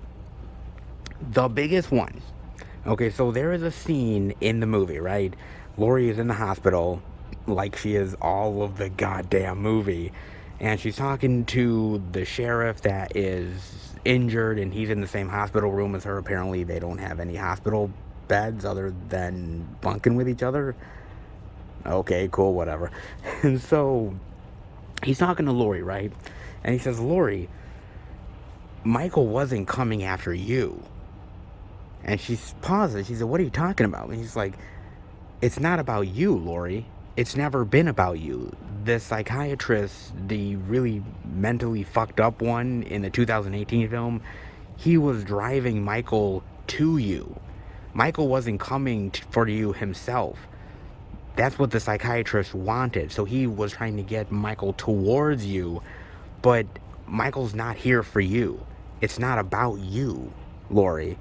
And the movie went out of its way to say Michael Myers, who's doing all of these killings, this evil, risen from the grave motherfucker, he's not doing it to go after Laurie Strode. He's doing it just to be in Haddonfield and his home. That's it. And I was so taken aback by that. I was so pissed off by that. Because I was like, so you're telling me that Laurie is not important in the overall Michael Myers mythology, that it doesn't matter. She doesn't matter. That was some epic bullshit. That was some bullshit, man. That was bad. That was bad, man. I was ready to throw fisticuffs at the screen, man, because Laurie is Halloween just as much as Michael Myers is Halloween. And that's the fact. That's the honest-to-God truth, man. Now, I know what some people are saying. Well, it's a different iteration of Halloween, and, they're trying to do something different. I understand it. But if it's not about her, why put Laurie in the movie at all? Why do it? If you say that her and Michael's relationship doesn't matter, that he's not coming after her, then why put her in the damn movie at all? And that's the thing about it, guys. That's the thing that really irks the shit out of me, man. Because to do that to such an iconic character like Laurie Strode, to do that to Jamie Lee Curtis, man, is so fucking pitiful, man. I mean, to sideline her the way they did anyways in this movie was fucking shit. I mean, seriously, she's just in a hospital bed, and that's all she does. And okay, fine, they'll give her more to do in the next movie. Okay, fine, but again, what's the point here? I mean, seriously. And I just felt like they sidelined her in the worst way possible. And to even do that, to say that she doesn't matter, is just a slap in the face to that character and a slap in the face to the franchise. It really is, man, because Michael has always been about Laurie. He's been about the Myers family, the Myers connections. That's what he's been about, man, ever since Halloween 2, when it's been revealed that Laurie and Michael are siblings. What the fuck? Like, seriously, that was the big thing. That was the major revelation, and everything has spun from there. And to just cut those ties like that. And I'm not even saying keeping the brother and sister angle, even though I like that, even though it makes a lot of sense within the story. Okay, fine, but the fact that you're just saying that Michael Myers never really meant to go after you in the first place, it was just happenstance, man, that just stings. That really stings, man, in the biggest, baddest way possible. And to me, Jamie Lee, she is this franchise. She has kept this franchise going at times when it should have already been dead. You know what I mean? She has come back at times when you're like, you don't have to come back to this. You are an amazing actress. You've done amazing work. You don't need to prove yourself to the horror crowd. You are a scream queen. You're an amazing scream queen. You don't need to do X amount of Halloweens to prove that again. But she comes back because she loves the franchise and because she loves the horror fans out there that have really supported her. And to do her like this is just a goddamn shame. It really honestly is, man. Because, look, as far as I'm concerned, it should have ended after Halloween H2O. When she chops Michael Myers' head off, that should have been the end of it, right? Done, over with, finito, right? Okay. But then, of course, they didn't want to end the franchise. Oh, well, it's not really Michael Myers. And then putting her in the whole insane asylum and then having Michael kill her anyways. Man, don't even get me started with Resurrection. It's a fucking drag. I hate that goddamn movie. But at least there was the connection between Michael and Laurie. Here, there's not even that, man. And that really hurts. It really does. And I just felt that they did Jamie Lee wrong here. They did the character of Laurie wrong, and they gotta do something fucking epic in Halloween Ends to really bring it together for me. And I'm serious, man. They gotta do something really phenomenal to make it worth my while. And I know kind of where they're going with Halloween Ends. I've heard rumors and certain things that they might do. And I'm not really excited. I'm not gonna lie, man. I'm really not. I just think that this character should have ended already. This franchise should have ended. And what's more to do with this franchise? You did the reboots. Don't get me started on those ones. I mean, you did a whole series of films. You've even cut out the other movies in the franchise just so you can make Laurie Strode less important. I mean, you've done everything with this franchise you possibly can. Let it end. Just let it die, dude. That's it, man. Just let it go. And I would rather see a franchise end in a proper way early than let it continue to languish over and over again in sequel hell. I really would, man. It's the same thing with Michael. It's the same thing with Freddy and Chucky and everything else, man. Leatherface, Pinhead, you name it. I know there's money to be made in the franchise, and I know that you are literally going to basically take as much money from this corpse as humanly possible. But sometimes, to maintain the integrity, you gotta let it go, man. You really do. And Halloween is one of those franchises now. It really is. And it's just aping off of the other films. It's taking ideas from the other ones and not even doing anything really special with it or amazing or anything new or different. Nostalgia for nostalgia's sake that really doesn't do anything for the story. You name it. There's just so many things wrong with this that really piss me off, man. I mean, Halloween 2018 was what it was. It felt a great return to the franchise and a return for the character of Laurie, badass bitch that she was and awesome. But then to negate all of that in Halloween Kills just really fucking stings, dude. It really just pisses me off, man. So I pray that Halloween Ends, when that comes out, that's the end of Michael. That's the end of it, done, over with. We're not going to see any more. But you know that horror franchises never really end, right? They're always going to reboot the motherfucker. They're always going to do more sequels. These horror franchises are never really dead, right? And that's the unfortunate thing. I mean, look, I look at Halloween Kills and I'm disappointed in so much stuff in this movie, dude. I'm so disappointed. Is it the worst of the franchise? No, because I tend to think the Rob Zombie movies are real fucking shit, dude. Is it worse than Resurrection? I like to think it's probably on the same par as Resurrection. I do, man. I think it is. I think it's some old bullshit. I mean, yes, there's not Busta Rhymes karate chopping Michael Myers, okay?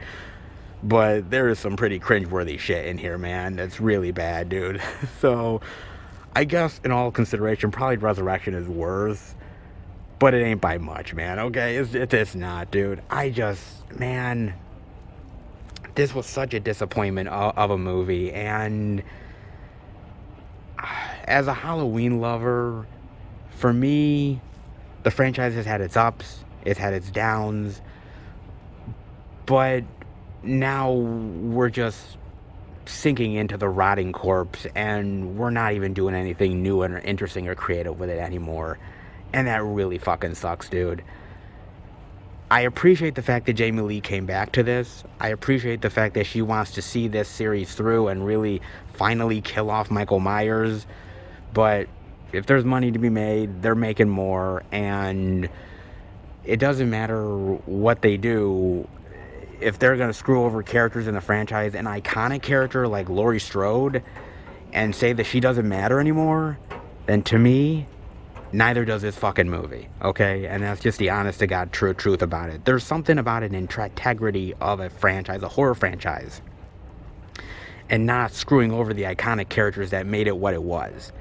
And them doing that, them pissing all over the character of Laurie, means that I am pissed off at this. Halloween Kills, and I'm serious about this, guys. I don't care how good an extended cut it is. I don't care how good an alternate ending it is. This movie can go fuck itself, okay? And that's the honest to God truth. I love Michael Myers, I love the Halloween franchise, but this is some old bullshit, okay? And that's the honest to God truth, man. Damn shame, because Halloween was decent, but this, man, Haddonfield deserves to burn, and Michael deserves to burn with it. Just saying, man. Just honestly saying. Not bad physical media love so far. Pretty good, actually. Let's see if they got anything else worth diving into. But is there really any more physical media worth diving in over at Target?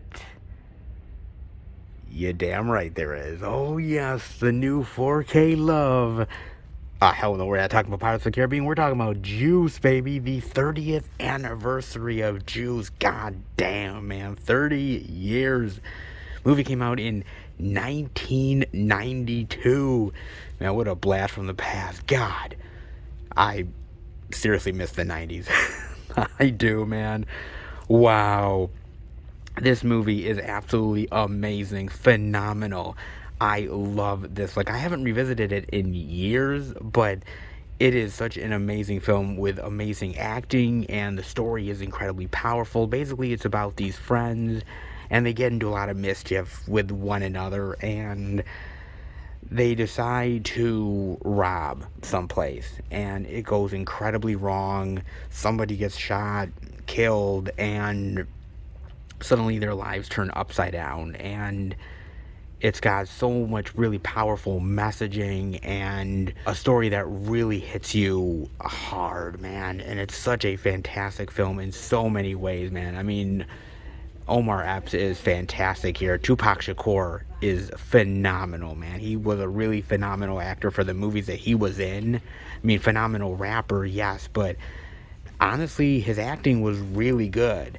It really was. He really was very serious about his acting, and he didn't take it as a joke or something to play off. He really took the craft very seriously, and you could tell in the performances that he really did a great job, man, and really tried his hardest at it.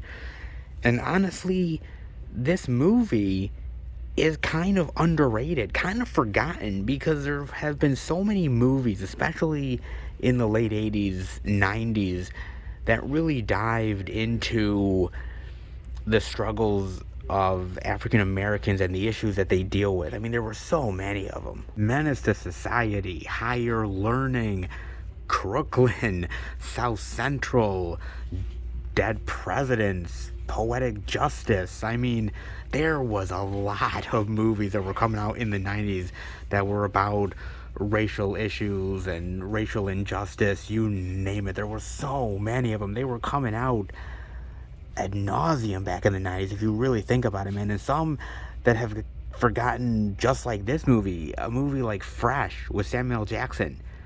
Oh, you never heard of that one? It's actually really good. But again, because there were so many of them coming out in such a short time span, that unfortunately some just didn't get the kind of remembrance as something like a Boys in the Hood do. Which, again, Boys in the Hood absolutely deserves a phenomenal, powerful movie, but so is Juice. And it really deserves a lot more praise than I think it's actually gotten over the years.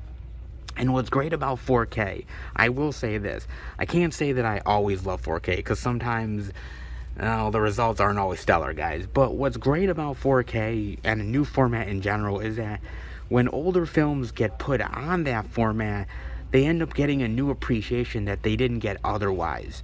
And so now that this is on 4K and it's out here in the marketplace and the stores, hopefully people will give it more of a chance. Hopefully people will find it and end up really seeing the movie and reevaluating it. And that's what I really hope for. Powerful movie with powerful performances, and a movie that I think definitely needs to be put up there in the same category of respect as, you know, a Poetic Justice, a Boys in the Hood, you name it.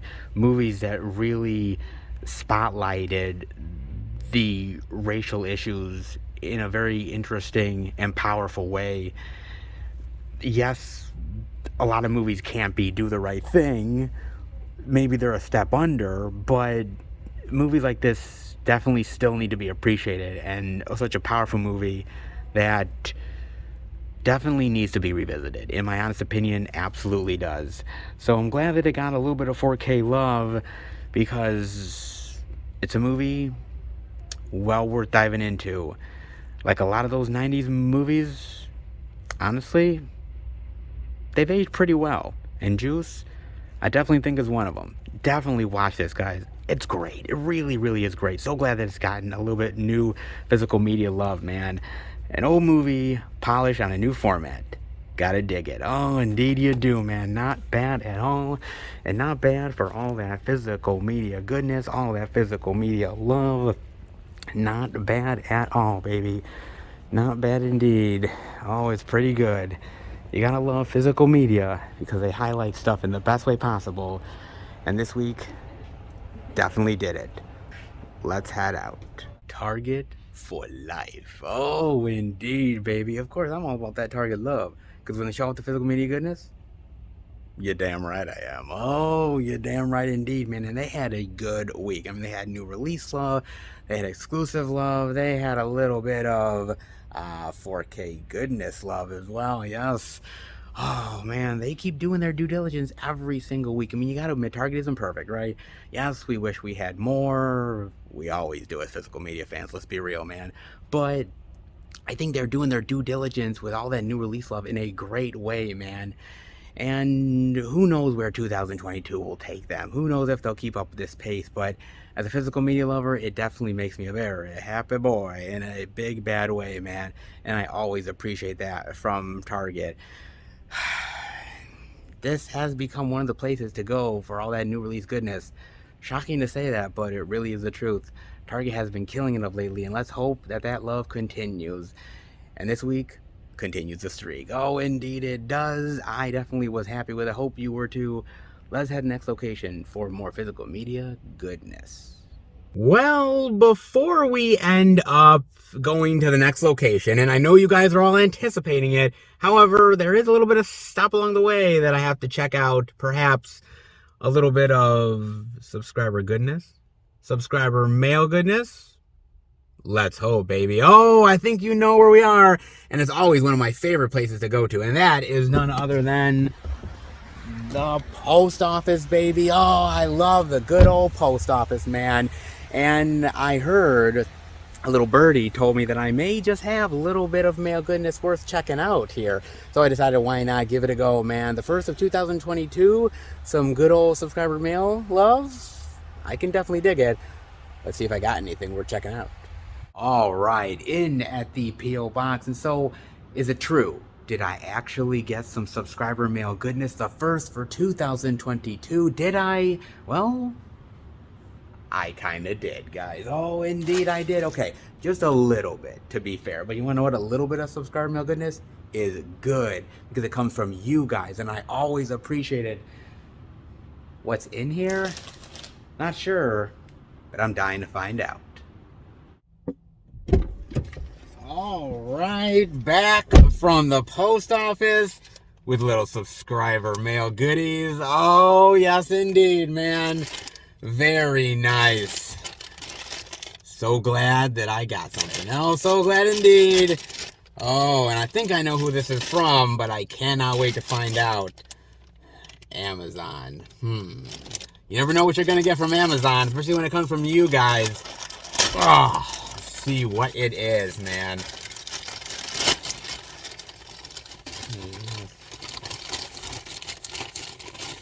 Oh, this is great. Oh, this is awesome. I have not upgraded this yet. Oh, this is very nice. Oh, this is cool. And a little bit of a note as well. Okay. Here's a little something for the collection. Enjoy, from Ryan. Thank you, Ryan. I knew this was coming from you. This is great. And that is none other than, I'm alright, bound, and nobody worry about me. I'm bound, don't you just let me be? Who do you want? Oh my God, Caddyshack, baby. Oh Lord, snobs against the slobs. Oh Lord, this is so good. So good, man. I love Caddyshack. This is an ultimate golf classic. Okay, so I don't know if I ever told you guys. So I used to, long time ago, when I was in high school, sort of the last few years of high school, I worked at a golf shop. And, I was picking up golf balls, I was helping customers, cleaning, the golfing equipment, you name it, all that jazz. And golfers are some of the biggest bullshitters of all time. No lie. They are huge bullshitters, man, to the nth degree.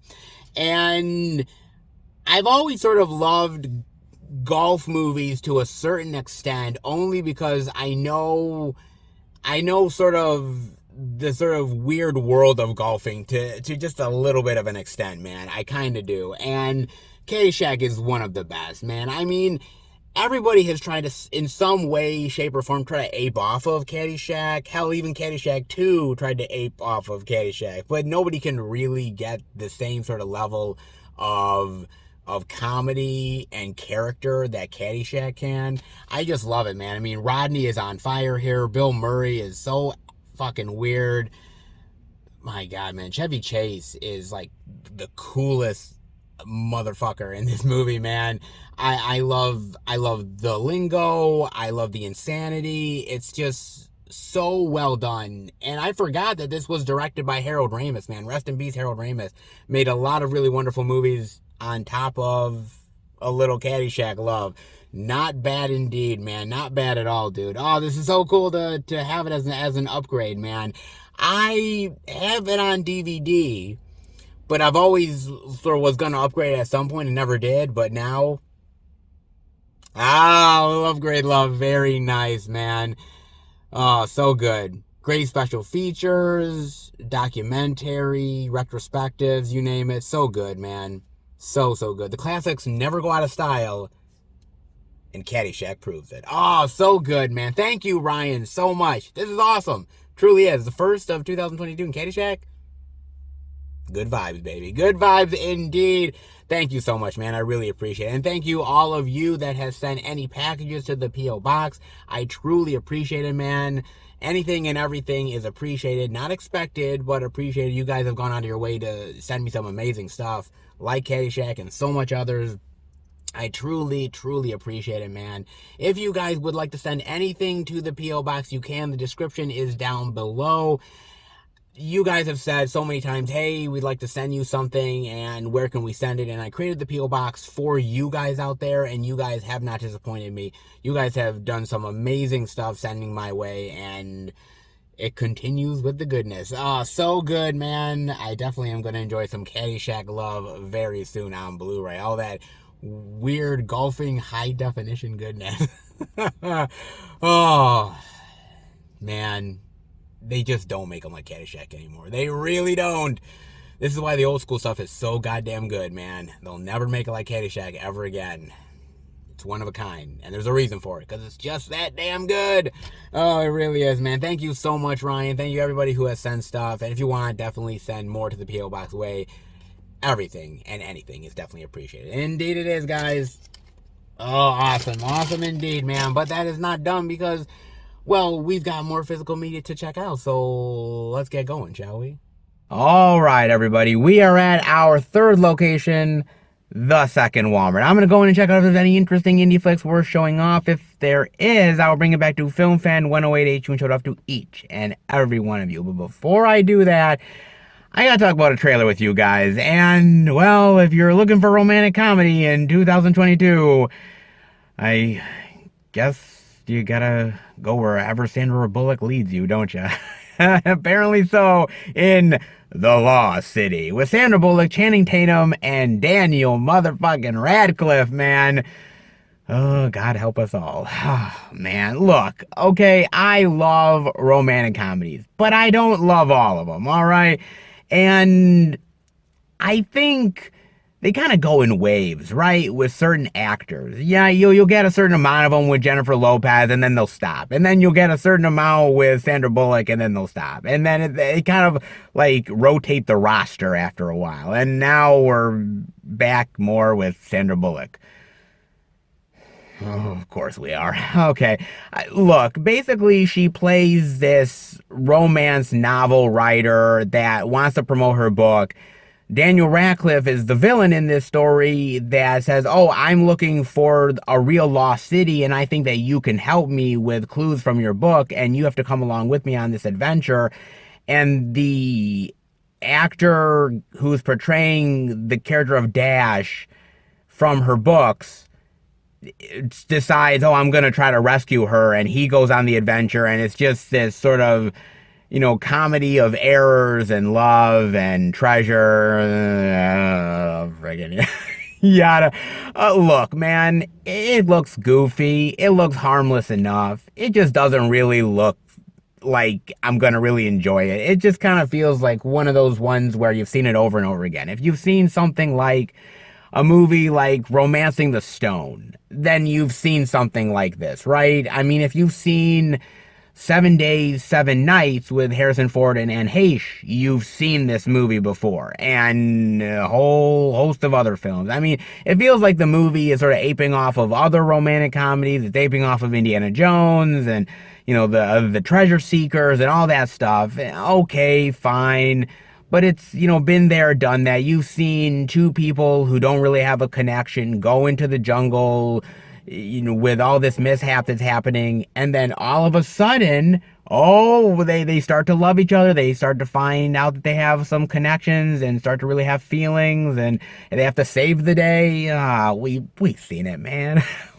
It's nothing new. It's the same old thing that gets regurgitated over and over and over again, and we are here yet again, folks. I mean, I love Sandra Bullock, okay? Sandra Bullock has a great personality. She has great charm, and it's carried her through a lot of films that otherwise would have been mundane, but because of her personality and her charm, sort of gets her through. Channing Tatum is a decent enough actor. He gets along with his good looks, okay? That's what he does. And certain movies, he just is like, he's the hunky guy that has basically a mind of a hamster. And this is one of those movies, man. I mean, I think the one thing I'm looking forward to this movie is actually Daniel Radcliffe. Because Daniel Radcliffe, to me, is a really fun actor who's done a lot of really quirky things outside of Harry Potter. And it looks like he's really having a lot of fun with this role, man, being sort of this juicy, over-the-top bad guy. So I guess, if anything, I'm looking forward to him in it. But outside of that, Not so much, man. I don't know. We'll see. It looks just average and just something that's sort of like easily digestible, right? It's just, you eat it, it goes down easy. It's like comfort food, man. And this is one of those things. It's, whatever. I've seen better, probably seen worse, but it's Sandra Bullock, so hey, I might just give it a chance. I don't know. For all you romantic comedy lovers out there, does this really pique your interest, or is this one where you've seen enough? Let me know what you guys think about that. In the meantime, hey, we are at the second Walmart, so hopefully they can deliver the goods. Let's go in, check it out. All right, everybody, in at the second Walmart, and it's been a pretty plentiful physical media week, dare I say. Some exclusives here, some new release love there, a couple of titles in between that was definitely intriguing to check out. So what does the indie Walmart have in store? What does the second Walmart weirdness have in store? Do we have anything worth diving into? All that bizarreness, weirdness, B-movie cheese?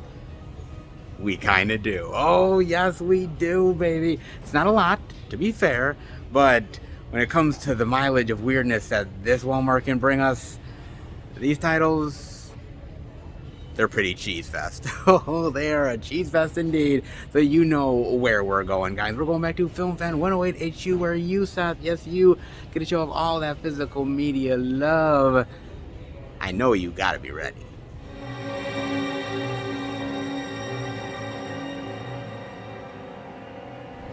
Seth, say something.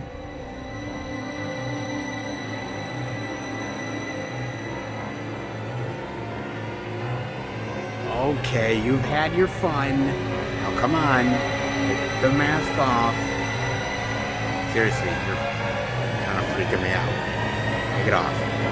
Like, now.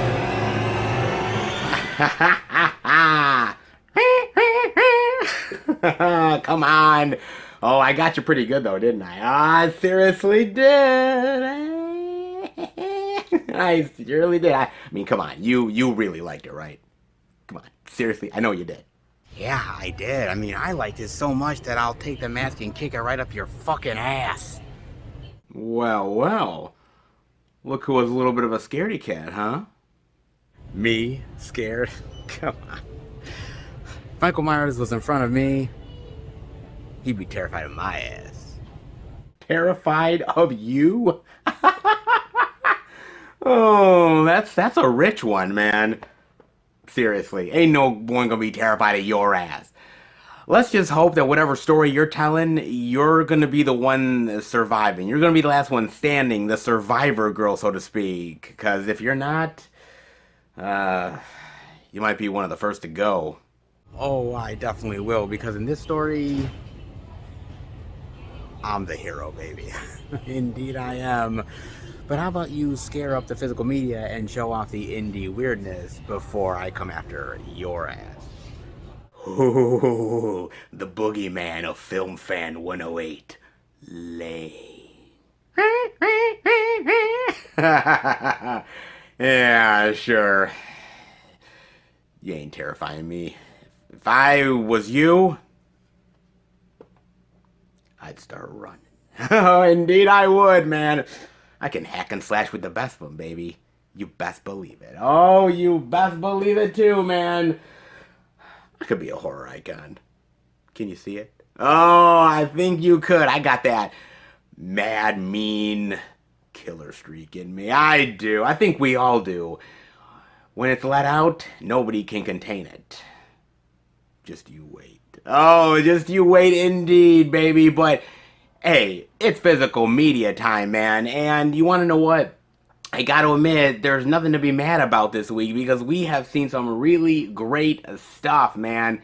Damn, man, it seems like everybody is doing their due diligence on a little bit of physical media love. Not bad, honestly.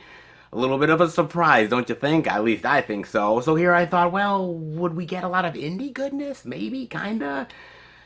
But honestly, we did. Just a little bit, to be fair. Not as crazy plentiful as normally has been, but you want to know what? Look. Physical media love is physical media love regardless, and weird, bizarro madness from the second Walmart, that's the type of weirdness a guy like me can really get into. Oh, it seems like it's that time again for all that Walmart weirdness, baby. You gotta dig it, because any Walmart weirdness is the kind of bizarre shit I love to get into. So let's dive in, shall we? With the first title being Dinosaur Hotel. Huh. The hunt is on, and you're the prey. Oh, damn it. See, they fucked up, guys. They fucked up right away because you could have done so much better with a tagline. You check in, but you don't check out. Or the complimentary breakfast is you. Hmm? I mean, seriously, guys, there are so many better taglines to do than just this generic one.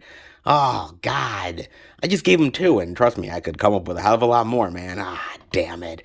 I mean, even the cover is cool, but if you've seen Jurassic Park, it kind of apes off of that a bit. Lame tagline. Not off to the best start for this generic little gem. Maybe the synopsis will get us going? Maybe. Sienna, desperate for money, agrees to take part in a mysterious underground game show. Damn, honey, you are that hard up for cash for a mysterious game show? I mean, shit. There are so many other ways to get money. I'll just name a few: Burger King, McDonald's, Taco Bell, Arby's. It's a living. I mean, seriously, man. There's a lot more better ways to get money. I know, if you're harder for money and you need it now, man, try to sell shit off of Macari. But I mean, fuck. I mean, really, a mysterious game show? That's the one thing you pick? I mean, you can't ask your mother for like $20 real quick? I mean, that, or maybe open up your piggy bank? I mean, shit, there's a lot of other options, honey. You really don't have to go down this route. But if you're desperate, and if you really don't want to flip burgers, well, that is one way to go, right? Sure. She discovers the seemingly simple rule: survive the night. But from what? Before long, she and the other contestants are running for their lives from the prehistoric creatures roaming the grounds, all for the entertainment of the rich and powerful. Oh, so it's like Squid Game meets Jurassic Park? What the fuck? Seriously? Holy shit, man. I don't know. Ah, dude. Look, I'm gonna be real, alright? There is not many really great dinosaur movies out there. I'm just being real, okay? I know maybe you guys are gonna disagree with me, but look, outside of the Jurassic Park films, is there really many great ones? There kind of is a few, right? There is Carnosaur. I like Carnosaur. Carnosaur is really cool, right? Okay, not bad. You got to give it. Maybe the sequels not so much, but the first one I tend to really dig. Of course, there is some other ones that I tend to enjoy at times as well, which I really, really do love. Of course, a little nostalgia from my childhood. Prehysteria, baby. Oh, yes. I love Prehysteria. I even kind of dig Prehysteria, too. Not as good as the first one, but it has its moments. Prehysteria is really great. Okay, so I really like that one, too, right? So that does have its moments as well, to be fair. So, yeah, okay, there's a couple here and there, but outside of that, like, Jurassic Park was so popular, right? And it was so groundbreaking, and everybody fucking aped off of it, right? Oh, well, Dinosaur Amityville, or Dinosaur Restaurant, or Dinosaur Brothel. Well, I'd actually kind of be interested in Dinosaur Brothel. I would. Not gonna lie, man. I mean, yeah, they had a lot of stuff that aped off of dinosaurs and Jurassic Park and everything. Of course they did. Hell, even Jurassic Park ended up aping off of itself with the whole Jurassic World stuff, right? Yeah, don't get me started there, guys. Okay, fine. Right, but then you add in the whole idea of, oh, hey, by the way, there has to be, oh, yes, a mysterious game show where these billionaire backers are so bored out of their fucking skull that they literally have nothing better to do than to clone dinosaurs and make like a underground fight club. What the fuck? Seriously? Man, I can find a lot better things to do with my time, but then again, I don't think I'm ever going to be a billionaire, so well, there is that. But if I was a billionaire, trust me, I'd do a lot more things than just cloning dinosaurs. Cloning movies, limited edition Blu-rays and 4Ks that I can buy. Oh, yes, now that is a great concept of my time, yeah. Oh, man, where can I rob a bank? But look, there has been a lot of them out there. Like, as I said, Squid Game. Squid Game is very popular indeed. Yes, it is. But there has been a lot of movies where billionaires and millionaires have been bored out of their skull wanting to terrorize other human beings out there. Yes, there honestly has been quite a few. Man, talk about a lot of time on a lot of people's hands, man. For instance, like none other than Cheap Thrills. I love Cheap Thrills, man.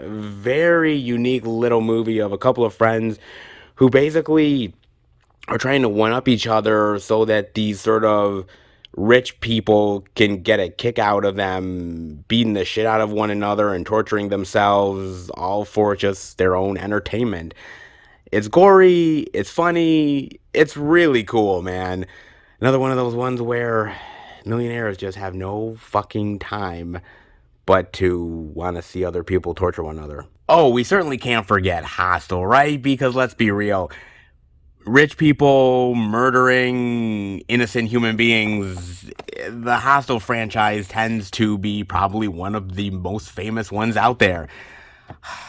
Isn't it always just these rich assholes out to torture innocent human beings any chance they can get just for sport? I mean, kind of makes me thankful that I'm not rich because, it tends to quell my murderous rampage. Good thing I don't have money, folks. And good thing indeed. However, that's not the only one because there's also The Hunt. Yes, I love The Hunt, man. What a really fantastic movie, man. I love this. Rich snobs going up against people that they disagree with. Ah, yes. I have a feeling this one is more reality than fiction, folks. Oh, indeed it is. Oh, man, but so damn good indeed, man. Yes, there is a few out there that have a little bit of murderous intentions to them, indeed, and a hell of a lot more. But when you combine dinosaurs and uh, murderous billionaires, why, you get Dinosaur Hotel, folks. Oh, man, anybody will do anything for money. Even being terrible B-movie schlock cheese. Anything for a buck, folks. Anything indeed, man. I don't know. It looks okay. Probably cool little dinosaur creature effects to it. Maybe some good blood and gore, but honestly, I like some good dinosaur fun. I like some murderous billionaire action. But when you put the two together, something about it, just doesn't feel right. You want to know what? I think I'm going to check out early and take the continental breakfast to go. If the dinosaurs don't get you, the creepy crawlies will. Oh, in Spider in the attic. Oh, God. Oh, that is not a face I want to wake up to. Oh, man. It really isn't, folks. Ugh. Ugh, God. What is this about? Linda, a failing radio host, desperately needs to improve the ratings for her unsolved crimes program or run the risk of being fired. Looking to reinvent her show, Linda discovers the perfect story about a disgraced scientist who had been taking his experiments on animals to the extreme. Upon arriving at the scientist's home, however, Linda and her colleagues find themselves in a web of danger as a nest of genetically modified spiders begin to hunt them down one by one. Oh, yes. Look, if I had a program that was failing, ratings were going down, look, I'd huddle the guys together and I'd say, guys, we need to do something different, okay? We need to spice it up. And some people will be like, oh, man, maybe we need to do a podcast. Maybe, we need to do, a little bit of this, a little bit of that. Now, guys, look, you're thinking the wrong way here, okay? We need to do something outside the box, unexpected. We need to find a weird, deranged scientist who's had failed experiments that gone wrong, right? We need to do that. And I know they look at me weird and everything. I get it. I say, guys, look. Okay, look. If we do this, there's a 90% probability that some of you are probably gonna die. Okay? At least 3 of you. Not me, of course, because I'm the star of the show. But, I mean, look, I'll say something nice at your funeral. I'll gift some of your family, like, a random Blu-ray or DVD or some shit. But, I mean, come on. It's the least I could do for you. I'm sure they would go for it, clearly. I mean, oh, come on, man. This is what you do to spice up your ratings? Damn, man. I mean, usually it's like, guest star or something. I mean, where's David Hasselhoff when you need him, man? I mean, seriously, usually you spice it up. Do some sort of Hollywood Squares thing, get Louis Anderson or Vanessa Williams or whoever the fuck isn't working nowadays. Flava Flav. Who the fuck knows? Just get him in the goddamn thing, man. I mean, seriously. But a failing scientist with deranged experiments that are gone horribly wrong and you're the next victims? Yeah, something about that just doesn't seem right to me. I'm not saying David Hasselhoff would actually be the best ratings draw, but it's better than the Modified Spiders? David Hasselhoff? Or Modified Spiders? Well, that is a tricky thing, isn't it? Oh, come on, man. I don't know, dude. I mean, these people seem kind of stupid, right? They deserve to die. If you are this desperate for ratings in order to get attacked by spiders, then, man, you probably really need to leave this earth and leave it very, very fucking fast. I mean, seriously, man. God damn it, dude. I do love some creepy, crawly creature, insectoid type of experiments gone wrong. I think there's some really great movies out there. I mean, come on. Who doesn't like some huge, gigantic insects invading a hospital trying to kill you? I mean, they're just trying to live. Or you could get attacked by a giant red-ass baboon. I mean, he seemed nice, but up close, he'll probably tear your face off. But then again, huge, gigantic spiders, well, yeah, that is probably the freakiest of them all, isn't it? Oh, it is. Something tells me that pepper spray is probably not going to solve the problem. Can a raid, maybe? Oh, but let's face it. Getting attacked by genetically mutated killer sheep, that is probably the worst. That is probably the worst that you could probably get. They're so fluffy and cute, and yet they have such killer tendencies. Bummer, man. Oh, bummer indeed. God damn, man. A lot of weird, genetically mutated, creepy crawlies and animals. Oh, my God. It just makes you wonder if science is really worth it. It is. But in order to get to the proper place, well, there needs to be a few casualties in the process. Indeed, there does. And particularly ones that are looking for a little bit of ratings boost, love. Indeed so, man. I don't know. It probably has a cool spider effects to it. Probably some cool kills, some interesting spider effects, but been there, done that. It's always nice to have more in these sort of the genetically modified scientific experiment gone wrong subgenre of horror. There's some pretty cool ones out there. I mean, there's even ones that I didn't even mention earlier, like Kingdom of Spiders, which is really cool, that I love. Slugs, and even something like Squirm, which is really cool as well. There's some really great ones out there to really dive into.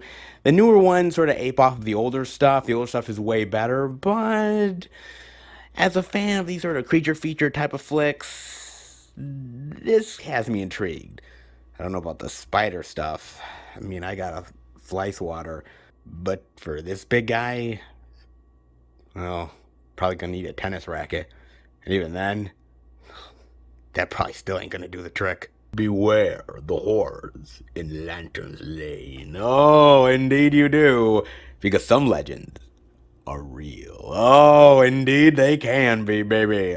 Lanterns Lane. I do really like this cover, man. That's pretty cool, actually. Huh. I'm definitely digging that, man. A recent college graduate and her estranged high school friends return to Lanterns Lane, the home of a real urban legend, and must fight to survive the night. Ah, yes. Revisiting the old town, the old memories, and getting stalked by an old legend. Ah, yes. I'm digging that. Nice.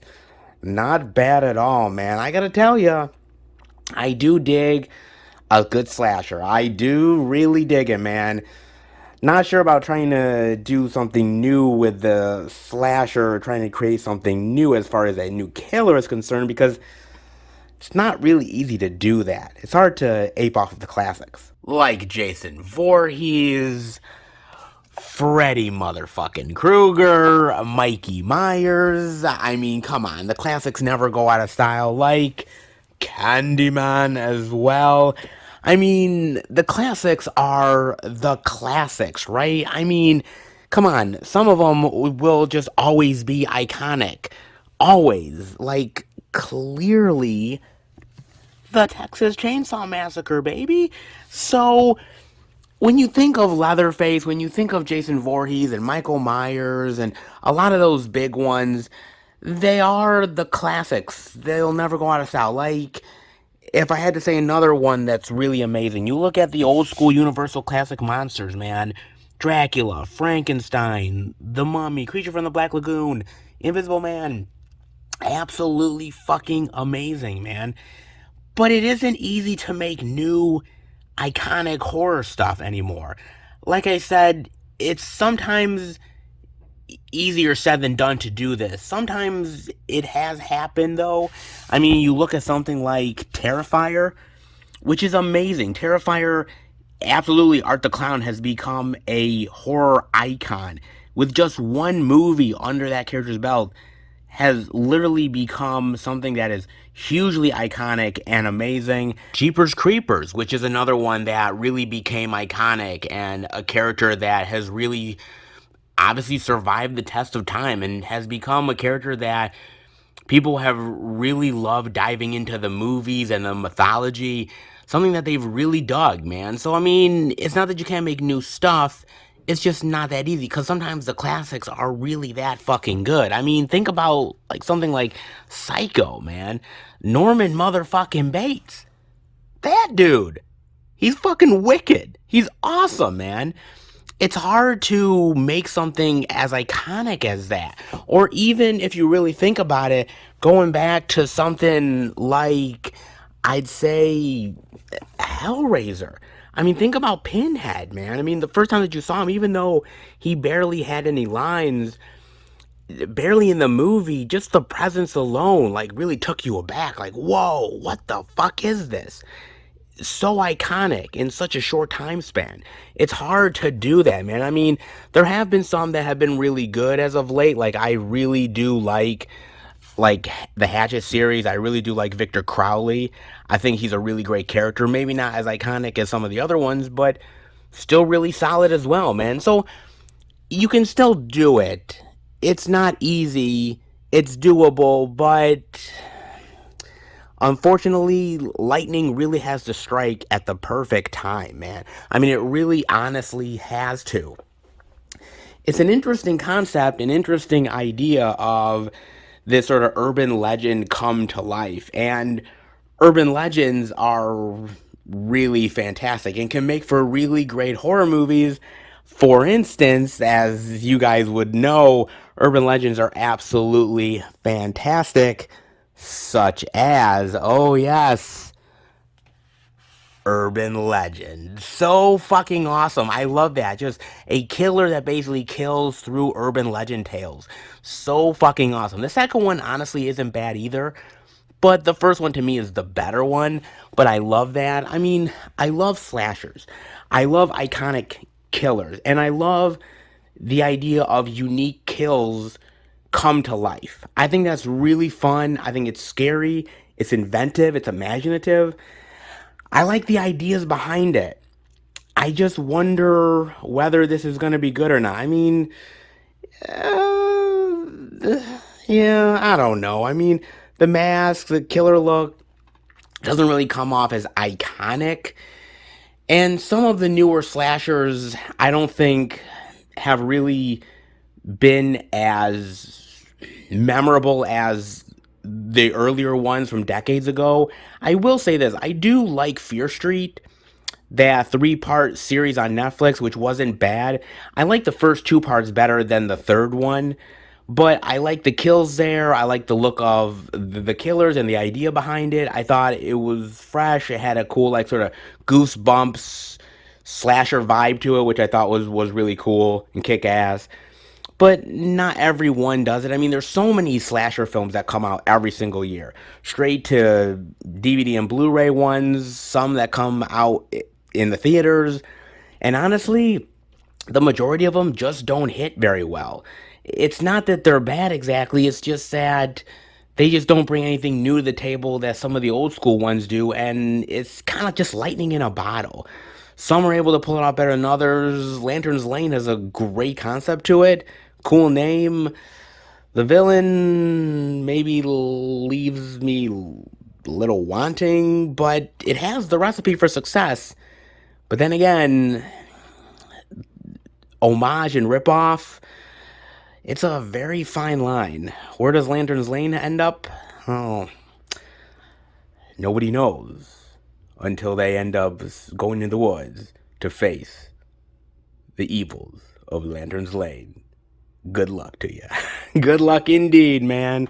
Very interesting, weird, bizarre stack of physical media bizarro at Wally World. But you want to know what? Any bizarro weirdness is stuff that I absolutely welcome. And this batch definitely had it. Check-in time now. Checkout time? Never. Look, I get it if you want to experiment on stuff. I sometimes experiment too.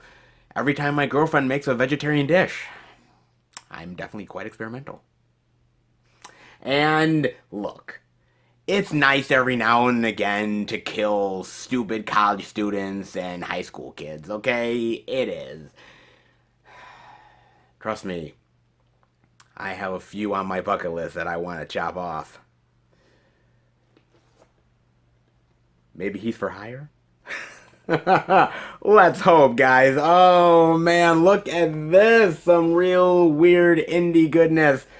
Dinosaurs, spiders, and stalkers. Oh, my. Oh, lordy, lordy. The weirdness is definitely on display. Oh, indeed it is, guys. And legends be damned, weirdness dominates. Of course it does, man. The weird cheese is on display indeed. Gotta love it with the second Walmart, as is all of the physical media goodness. Good, bad, ugly, weird, it doesn't matter because it's physical media. It all deserves to be shown off and deserves just a little bit of love here and a little bit of love there. Big blockbusters, indie cheese, it doesn't matter because movies are always precious. You guys know this. It's something that maybe not all of us truly understand or respect, but the ones that do are definitely the ones that are worthy to dive into all that movie love. And I know that you are definitely one of them. As is I. But we've seen a decent amount of physical media goodness so far, but there is one more location to go to, so let's hope that the physical media train keeps on rolling. All right, everybody, we are at our 4th and final location, and any physical media journey has to be experienced with a little beast action. You know what I mean? Oh, I think you do, because we are none other than, oh yes, Best Buy the Beast. Best Buy, baby. Oh, yes, it's been quite the interesting physical media week with a little bit of surprises, some places that I didn't think we'd see anything. We saw quite a bit, and a little bit of exclusive action as well. Not half bad. What will Best Buy have in store for us? Hopefully, some surprise along the way, new release love, and you never know what else the Beast can supply from time to time. How about we go in and check it out? All right, everybody, we are in at Best Buy under the new releases, and where are the new releases? Damn. There is no new releases whatsoever. It's the same stuff that we've seen over and over again. There's nothing new whatsoever. No Halloween Kills, no Dune, no Spencer, nothing, nada, zippo, zilch. What the hell? And the other side ain't looking any hotter, folks. Damn, man. I mean, geez. Still out of Venom Let There Be Carnage? Of course they are. I mean, hey, they do have zeros and ones. The one movie that's not really going to sell worth a shit. They have this, but they don't have Halloween Kills or Dune. Right. I mean, they have that. They also have a 4K Disney disc, which nobody really wants to buy because it's shit. I mean, they have that. Oh, and they have the little indie love, though. Castle Falls with Dolph Lundgren and Scott Adkins. I mean, geez, if I was going to find anything here, at least it's a little Scott Adkins love, right? I mean, hey, they got that for $15.99. I mean, I did actually watch this on Amazon Prime. I watched it like a couple weeks ago, give or take. I wanted to watch it primarily because of Scott Adkins, because, you know, Scott Adkins is one badass motherfucker. Seriously, he is. And I've come to really appreciate the guy in a big bad way. I mean, basically, the movie is about this building that's going to be blown to smithereens, and there's a lot of money that's hidden inside this building, and everybody wants it. This ex-fighter turned sort of, you know, average mundane worker, Scott Adkins, a prison guard whose daughter is ill, he wants the money, and then another, like, rival gang wants it as well. And everybody is fighting to get the money, and who will achieve their goal? Blood, sweat, tears, more blood, and some badass Scott Adkins love. Of course, it is all wrapped up into a little indie B-movie action flick. Sure. I mean, I gotta admit, it's not a terrible film. I mean, it's cool to see Dolph Lundgren and Scott Adkins together.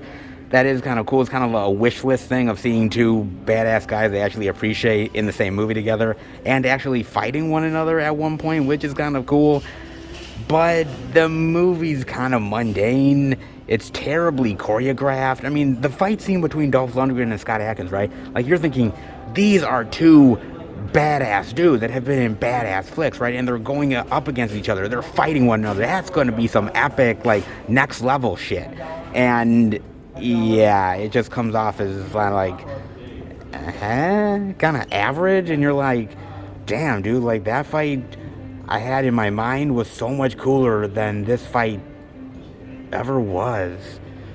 Man, that is such a letdown, man. Talk about, like, blue ball in the worst way possible. Oh, it's so bad, dude. I mean, Scott Adkins is decent in the movie. Dolph Lundgren is decent. They give it their all in this sort of mundane action flick where everybody is kind of over the top and trying to be out badassing everybody else. But it just comes off as kind of fake machoism, which is something that you see a lot in these movies where everyone is trying to one-up one another and they're just not as badass as they actually think they are. Yeah, this is one of those movies, man. I mean, the music is really sort of B-level stuff that you'd find on YouTube. The action stuff is just really terribly choreographed. I like the idea of Dolph Lundgren getting the money for his daughter. I like the idea of Scott Adkins, who has been through a lot of tough issues in his life and being an ex-fighter. There is stuff that's cool about it, but overall, it's kind of a piece of shit. I hate to say it. I mean, Scott Adkins is great in it, but Scott Adkins can't even save this goddamn thing. And that's the real truth about it, man. Shit. You know, I love Dolph. I love Scott Adkins. They're both badass motherfuckers. This movie doesn't really change that for me because they're really still awesome. But, God, I had such high expectations for this damn thing. I thought, God, two really badass dudes in one movie together. It could have been like next level expendable shit. And honestly, I'd rather see Expendables 4. And that's a goddamn fucking shame. Shit, man. Damn it. Get in, get the cash, get out alive, and get out while you still can before you watch this fucking thing. God damn it. Son of a bitch. Such high hopes. And they crashed headlong, face first, man, into the fucking ditch. Yikes. Well, at least they tried. That ain't saying much. Fuck, man. Other than that, Black Widow, Main Stage Newark, Candyman, Free Guy, but nothing new. Okay, well, maybe they're in the back? Yeah, that's a big fat no, guys. Holy shit. Dude, there is nothing new here this week at the Beast. Seriously, it's all the same stuff, man. Damn. What the hell happened, bro? Seriously. I mean, they have some 4K Silence of the Lambs love. Always appreciated. Rob Zombie 3 from Hell goodness. Okay. They have some of that. Transformers. Okay, cool. I mean, they do have the 4K of Who Framed Roger Rabbit. Always great. They have even, a little Roddy Piper goodness. You gotta appreciate that. Fine. But where's the new release goodness? Seriously, man. I mean, where the hell is it? My God, man. I mean, nothing over here either. I mean, they do have that Chucky Complete 7 movie collection, which looks so cool. Look at that. Oh, that's so badass, man. $47.99 though. I do really want it as just one complete set of all the movies. $47.99 though, man. If it was a little lower, I'd probably buy it. Oh, I definitely do love my Chucky Love. That's a cool set, man. That's cool. I mean, they have that, which is awesome. They do have that Ghostbusters 2 Steelbook, which is really cool, with the River of Slime, the pink slime. Hell, if you're just looking for pink slime, man, fuck, go over to McDonald's, man. Shit, they got enough of it already. Very cool looking steelbook. Everybody really shits on Ghostbusters 2, but I really dig it, man. Not as good as Ghostbusters, but it was never gonna be, man. High expectations, still to this day, but so good. But step down, but even step down Ghostbusters is still really great Ghostbusters. Come on, man. I mean, they have that. 4K of Apocalypse Now Final Cut. Have some 4Ks over there. Steelbook Love, Texas Chainsaw. I mean, they do have a few things, but not anything new. New releases. This is a decent-sized physical media release week. And they literally have nothing. Not even a single copy of a lot of the new stuff. What the hell, man? Whew. Well, when the Beast fails, they fail hard. And they did it this week. Let's head out. You know, Best Buy did actually surprise me this week. They surprised me by the fact that they have jack fucking shit. Oh my God, man. Seriously, they have nothing to show off here. It is virtually an empty grave here. Damn, man. And I'm not the only one that's looking for these releases, guys, because I saw a lot of people in the front looking, over in the back here looking, and they're literally looking for either Halloween Kills or they're looking for Dune, and they can't find it.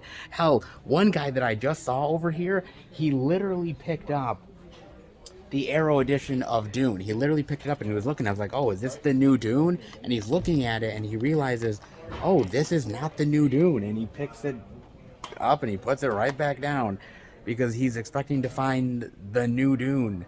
Like, a lot of people are expecting to find the new shit, and they don't have it. I mean, it's either one of two scenarios. Either they didn't get the stock in this week, and I've heard that there have been some Best Buys that haven't gotten much stock, some supply chain issues, or they have it in the back, and they never decide to put the shit out. And I hate to say that's a thing, but it possibly could be. It's happened before, ain't gonna lie, man. So I don't really know. I mean, I know that the Steelbooks have sold out online. They weren't going to have any in stores. And as far as the rest of the physical media goes, I guess they're just shit out of luck this week. I mean, the Beast failed, and they failed hard, man. I mean, when the first Walmart beats you in physical media, man, that says something, baby.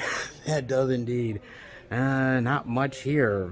Man, fucking Mother's Hubbard is covered like a motherfucker. It really is, man. Oh, better luck next week. Jeez, let's hope. Bueller? Let's hope, guys. In the meantime, ain't jack shit to see here, so how about we head home and finish the video. Alright, everybody. That'll do it for the Blu-ray and DVD out and about video this week, and boy, that kind of petered out a little bit over at Best Buy, didn't it? Wow, man. You know, we saw so much at first Walmart. We saw a decent amount over at Target, a little bit of indie love, and I'm thinking, okay, Best Buy, and nothing. Oh man, it was so bad.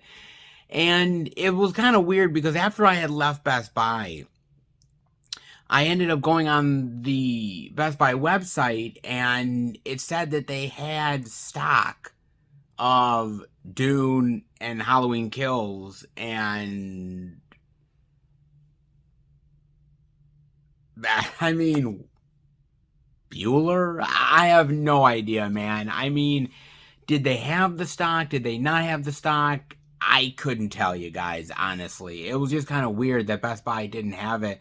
And that's the luck of the draw, man. I mean, sometimes you're going to find a lot of physical media at places, and sometimes you're going to find diddly shit.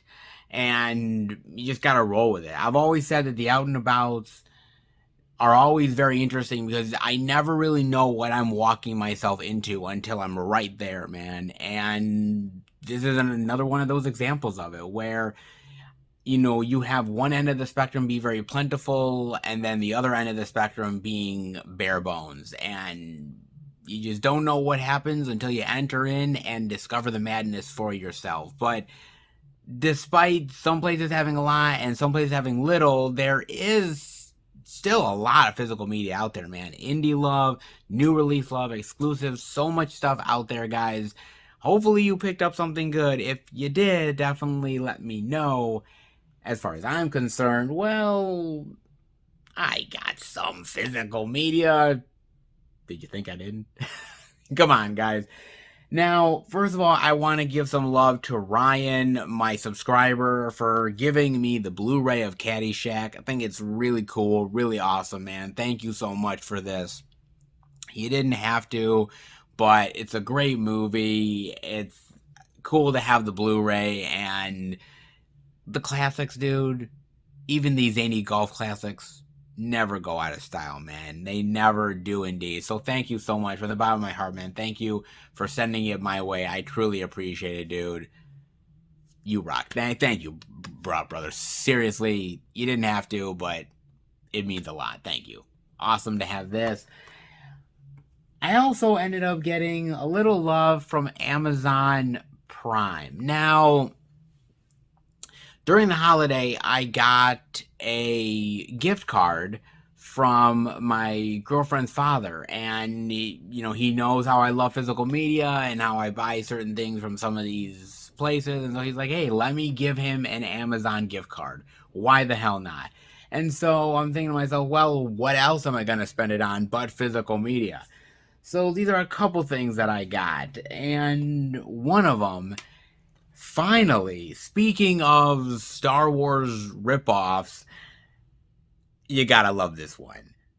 Some Corman love? Indeed, with Battle Beyond the Stars. Oh, yes, Roger Corman's Cult Classics 30th Anniversary Special Edition, and I know what you guys are thinking. You guys are thinking to yourself, wait a minute, the Steelbook is out there. I know that you've seen the Steelbook at Best Buy before, and you've probably had ultimate amounts of chances to actually purchase the Steelbook. Why the older edition and not the newer edition? And honestly, truth be told, guys, the reason, for me at least, is the artwork. I never really liked the artwork on the Steelbook. As much as, I think it's cool that they did a Steelbook for this movie, and it's cheesy goodness. It definitely deserves it. I just didn't really like the design of it. I like the old school classic artwork right on the actual cover itself, and so that's what I wanted. And I'm very happy with this. I've been wanting it for a while, finally pulled the trigger, came in perfect condition. I love this. This is such a goddamn cheese fest, man, but so fun, so entertaining, and it's one of the better Star Wars ripoffs. There's a lot of Star Wars ripoffs, to be fair. I mean, there is a shit ton of them. And some of them, man, quite frankly, are real shit. They're real garbage, man. Hot garbage. But this one, yes, as cheapo as it might be at times, it gets pretty creative. And I like the designs, and even, space adventure Corman on a budget is still pretty damn good Corman. So I definitely wanted it for the collection. Finally got it. Well worth it, baby. Well worth it indeed. Pick that one up. I also, from the gift card, ended up picking up this film, which I've wanted actually for a long while. And it's one that I've always kind of passed on for other things. And with the gift card, free money, I figured this is the perfect time to get it. And that is none other than a Steven Spielberg film, 1941. Oh, yes. Finally getting 1941 in the collection, man. I really do dig this film. And look, I get it, man. This film flopped. And it flopped hard. I mean, it bombed epically, man. And, you know, what's interesting to me about Belushi and Aykroyd is that certain films of theirs really hit, like Blues Brothers, and other ones just ended up failing. And it's hard to tell why one succeeded over the other. Maybe it was there are certain personalities in certain projects. Maybe it was the directors, the story, who knows. But I've always really enjoyed this. Yes, it's kind of madcap insanity in certain ways, over the top ridiculousness, but I've always appreciated it. I love Belushi here. I love Aykroyd and everybody else in here. I had forgotten Tim Matheson was in this. Robert Stack, Treat Williams. I had forgotten some of these people that were in this damn thing because it's been so long since I watched it. But this was always one of those really great Steven Spielberg films I've always wanted. You know, when you think of Steven Spielberg, Jurassic Park, and you think of, obviously, Catch Me If You Can, and Jaws, and so many other movies, Indiana Jones. I mean, he's got a plethora of them, right? And there's certain movies that have kind of snuck away a little bit, been forgotten with time. And I do feel like 1941 is one of those movies. I think it's much more appreciated now than it was back in the day. Because back in the day, man, it got roasted up the ass, dude. I mean, it was really just, people were killing it. Critics were hating on it. Audiences just did not care for the goddamn thing. And I think nowadays people have reevaluated it a little bit and shown it a little bit more love. It's well worth it. Really is, man. If you like Aykroyd and Belushi together, I think this is a real winner, man. It's not Blues Brothers, but I think it's still pretty damn solid of a movie, man, with great special effects, great characters, zany comedy. I enjoy it, man. And honestly, there wasn't many times where Steven Spielberg has actually done a straight up comedy. And this is one of the only few times where he's actually done it. And I think it works. I would have loved to have seen him do more, but when this thing flopped, that pretty much went out the window. So I'm just glad at least we got a little bit of Steven Spielberg's zany comedy goodness with 1941, man. And it also comes with the theatrical and extended edition. I've only seen the theatrical. I've never seen the extended. So this will be kind of an interesting watch for me, man. Which one will be better, either theatrical or extended? But either way, it's 1941. It's Steven Spielberg comedy goodness. I have to have in the collection. As a Belushi fan, as an old school Saturday Night Live fan, this is one that deserves to be in the collection. Not gonna lie, man. Very good to have that finally. Not bad, not so bad at all this week. Pretty good, man. And the other thing I have actually is this black bag right here. What is in this black bag of mystery?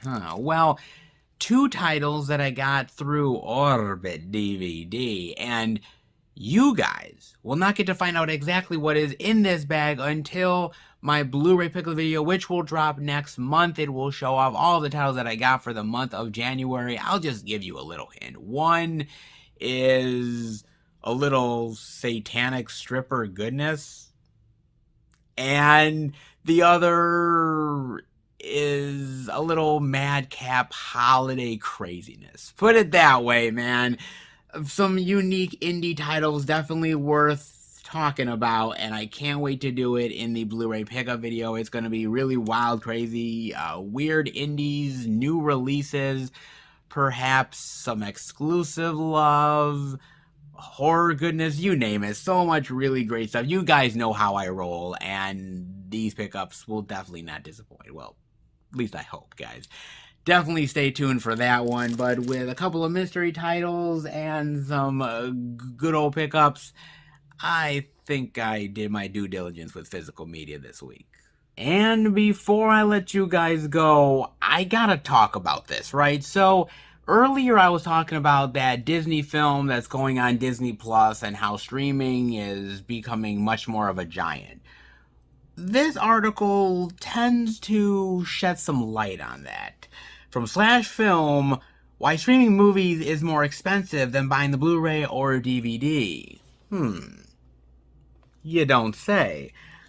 Let's dive in, shall we? Once upon a time, we all had to go to a theater or a video store if we wanted to watch a movie. God, the good old days. Now, a vast catalog of film and television is at our fingertips, with options to stream, rent, or purchase a huge percentage of titles online. This boom period for streaming has led to an ongoing discussion about the role of physical media holds in a digital world. Indeed, it has. Yet, when weighing the pros and cons of our personal media libraries, debating picture quality and lasting power, one factor often goes unexamined. Price. Indeed, it does. You might imagine that a streaming title will always be less expensive than its DVD or Blu-ray counterpart. But that doesn't seem to be the case. Sometimes the difference is small, as when Amazon sells a DVD copy of Venom Let There Be Carnage for $17.96, while the digital copy costs $19.99. Often, with films that are more than a few years old, the price difference is much more significant. You don't say. The 2015 Melissa McCarthy comedy Spy, for example, is currently available on DVD through Amazon for an astoundingly low price of $2.99, while the site is selling a digital copy for $12.99, and competitor iTunes has its price at $14.99. In many cases, brand new DVD and Blu-ray copies are available from major retailers at a lower price point than the digital copies. Kind of strange, right? Kind of is. Why is there a vast price difference between VOD, video on demand movie options, and physical media options? Well, there are several likely reasons. While data about the cost of physical media production isn't widely available, the factory cost of DVDs and Blu-rays is widely speculated to be very low. Physical media is also beholden to the tenets of supply and demand in a practical way that digital media is not. DVDs and Blu-ray take up storage space in warehouses and on shelves, so distributors are especially inclined to offload their inventory. Often, this is done through huge sales and slash prices, which is a good point. It definitely brings up a lot of things like Black Friday or a lot of other sales that we see from these boutique label sites, lowering the price to get them out the door. Big data has also changed the media buying game. Amazon, in particular, is famous for a sophisticated price-changing tool. As Business Insider points out, the corporate giant uses its extensive collection of data points to change prices on items as frequently as every 10 minutes. That's nuts, man. These algorithms rely in large part on competitors' pricing, meaning if a specific DVD can be found cheaper elsewhere, Amazon software may pick up on that and lower its DVD price as well. The result of this human-free approach to pricing is often items including physical copies of movies with prices that make no sense and may not even come close to matching the cost of a digital copy. Very true indeed. The pandemic economy has also set a lucrative precedent for the VOD industry. When movie theaters shut down completely in the spring of 2020, studios were forced to make unprecedented business decisions. Indeed, they did. The Universal was among the first to make a major move, releasing Trolls World Tour exclusively through VOD and quickly racking up $100 million in revenue from rental fees. That's crazy, but it really is true, man. The $19.99 fee for a digital copy of Trolls World Tour didn't actually grant viewers their own digital copy to keep, though, but just gave them a 48-hour viewing window. Soon after, Disney's live-action Mulan took a similar path with a $29.99 fee, and in doing so, raked in more money domestically than Tenet did worldwide. Think about that for a second. Rack your brain around that one. The idea that Mulan, through Disney Plus of a $30 fee, took in more money domestically than Tenet did. That is insane. No wonder they're putting stuff on Disney Plus, man. It just makes sense if you really think about it.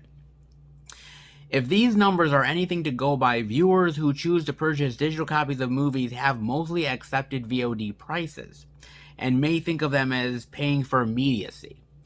Just as food delivery apps add fees for the cost of bringing you a fresh, hot meal, additional expenses on websites like Amazon, Google Play, and iTunes could easily seem worthwhile for someone who doesn't want to make the trek to Best Buy or wait for a DVD to arrive in the mail. Suckers. Long before 2020's global pandemic economy, we were seeing a trend towards instant gratification influenced by at-your-fingertip streamers like Netflix. COVID-19 has only made this trend more inevitable, as people currently have a very good reason for seeking out at-home entertainment. As the demand for digital movies increases, it's easier for studios to try out higher-priced models for individual films and to gauge our interest as consumers as they go. These changes are already underway. Variety reports that a 2020 poll by the App TV Time shows that viewers have an expectation that superhero films should cost more on VOD, while art house films should cost less. Oh, we're going to get to that point, aren't we? Of course we are. You can't put a price tag on a movie that's meaningful to you, though. But it's worth to remembering that someone else always can. While streamers and corporations wage a seemingly endless war over how much art should cost, it's also worth noting that you can grab a DVD double feature of 2 Michael Keaton Batman films for under $7 at big box retailers, while they'd run you about $20 on iTunes and Amazon as well. Does this solve any complex, disheartening industry-wide problems? No, but hey, at least you get 2 great Batman movies out of it. Indeed you do. Oh, the complexities of streaming and physical media. Always fascinating to talk about. Always fascinating indeed, man. Oh, man. Look, I don't know how many times I have said it. Maybe ad nauseum at this point. But the fact remains that streaming has become indispensable. Streaming has become so big it cannot fail type of mega industry at this point. And, we look at Netflix, and I think Netflix was a big part of why these studios wanted to get into all this, right? They see Netflix, they see how much money they've made off of these films out of a monthly fee, and they said, well, if Netflix can do it, we can do it. And then suddenly Amazon was doing it, and Disney got in the game, and Paramount, and Peacock, and Hulu, and it's insane, man. It's absolutely insane what's going on now. And a lot of these people are charging insane prices because they can. Because no one's complaining about it. It's based on market demand. If you're willing to pay for a movie $30 to stream it for a certain amount of time, then why wouldn't they take advantage of that? I mean, seriously. Because you're paying for a fee. You're paying a rental fee. It's not like you own the movie, because you don't. Even on Disney Plus, you paid $30 for Mulan or Black Widow. Okay, fine, you have it in your digital library, but you only have it for as long as you stay subscribed to Disney Plus. So let's say you went through all of the Disney Plus stuff, you watched all the Marvel shows and the Star Wars stuff, and you're like, you know what, I'm not really needing to have my subscription anymore. I don't really need it. I've watched as much as I could, and I'll come back to it at a later date. Once you hit that unsubscribe button, those movies are gone. Sorry, buddy. They're not yours anymore. In fact, they never were. Okay? And it's the same thing with Amazon. It's the same thing with iTunes. You name it, Google Play. These companies are banking on convenience. They're banking on the fact that why go to your Best Buy? Why why go to a local retailer and pick up a physical copy? I mean, the hassle of it. You gotta drive to the place, and then you gotta pick it up, and you gotta go through the register, and then you gotta drive back, and then you gotta open it up, and then you gotta pop the disc in. Oh my God, there's so many steps. It's just exhausting, isn't it? Of course it is. And they're banking on the fact that people love convenience. People love now. Nobody has time for all those extra steps. And that's where society is heading. I mean, think about it this way. Like I said, movie theaters are heading this way. They are heading the way of the dinosaur, because eventually people are going to be like, why go to a movie theater? Why drive all the way with your family? Why do all those hassles and having to grab the popcorn and everything when you could do it all in the comfort of your home for just a simple fee of $20 or $30? And that's where it's going, man, because this battle with physical media has been happening for a very long time, and it continues into 2022. And now movie theaters are now feeling the same pain. And streamers are getting away with this because people want the content and they don't want to wait for it. And there's certain times where that's understandable. You look at the Marvel shows, you look at the Star Wars stuff. Those are stuff that has not come to physical media, and for the time being won't.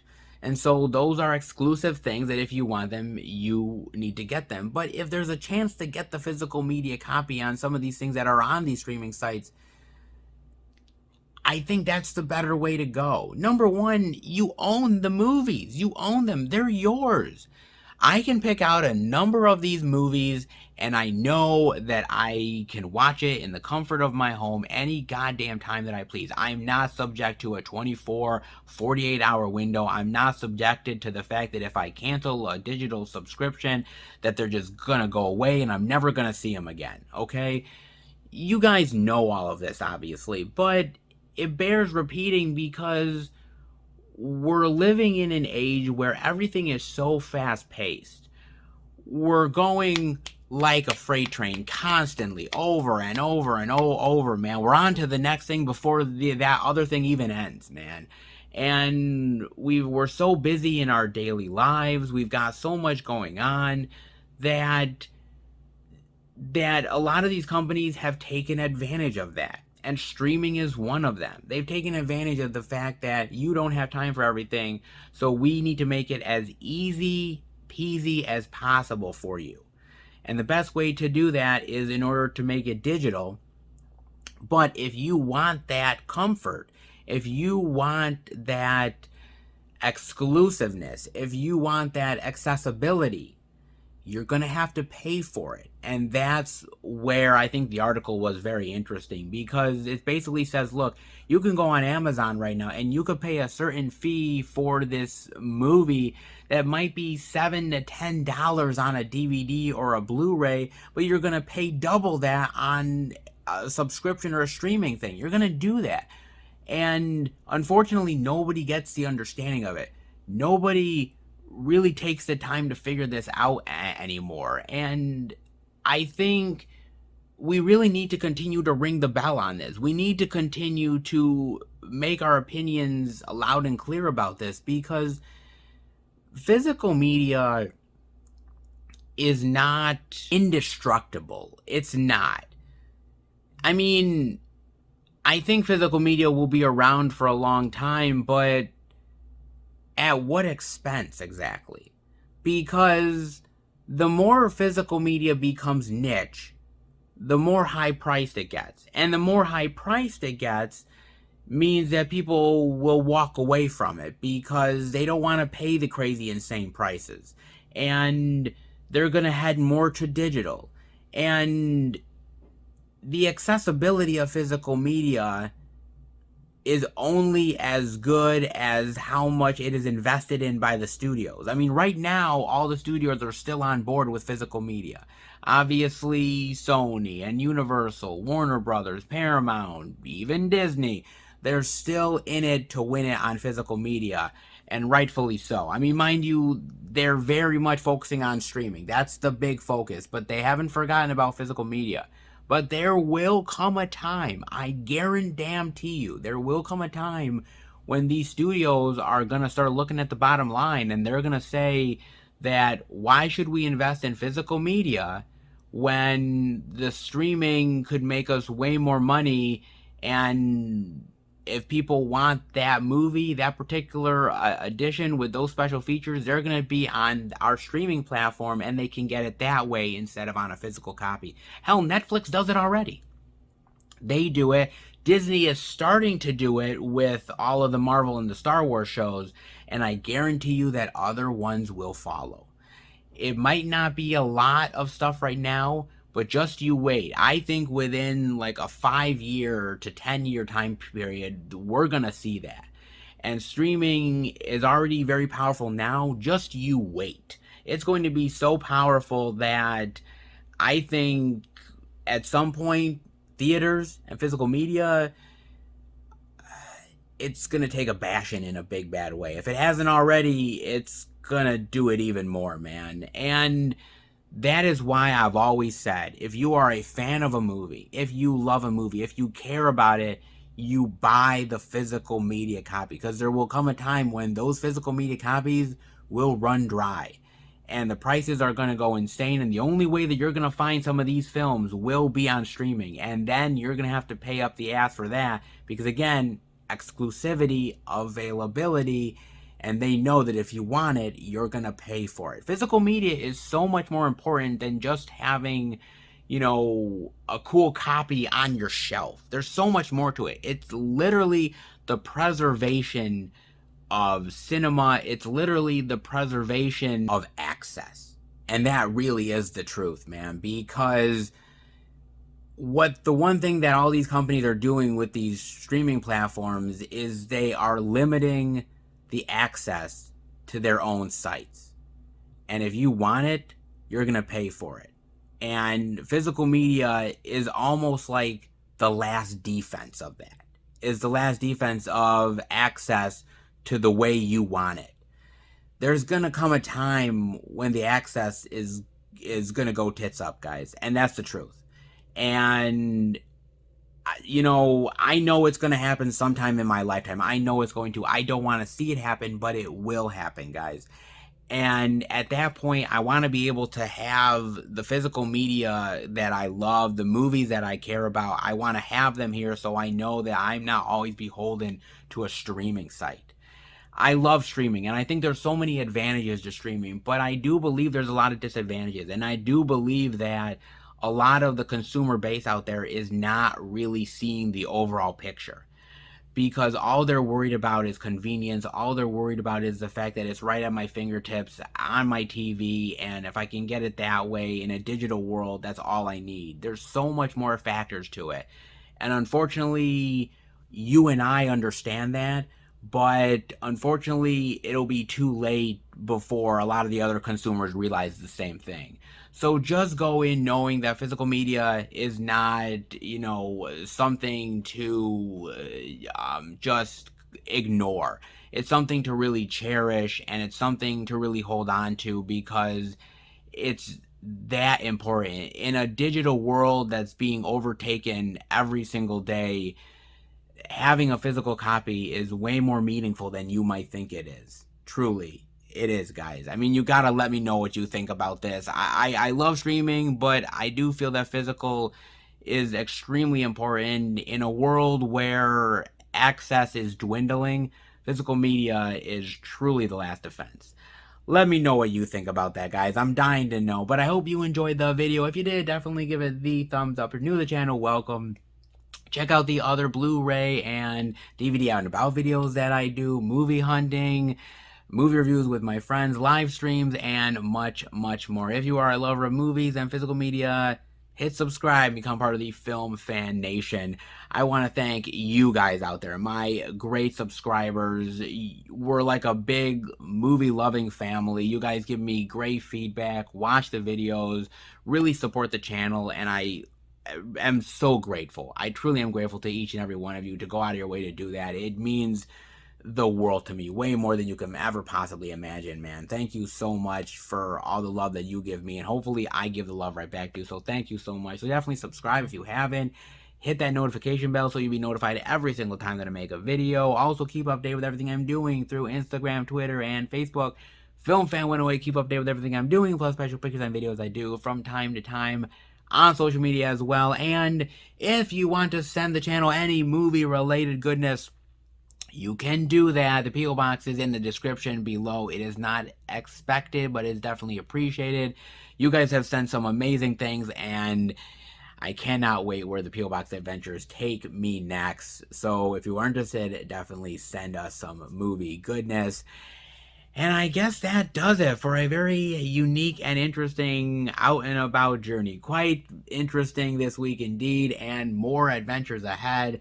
Definitely stay tuned. I will see you in the next video, and remember, happy hunting.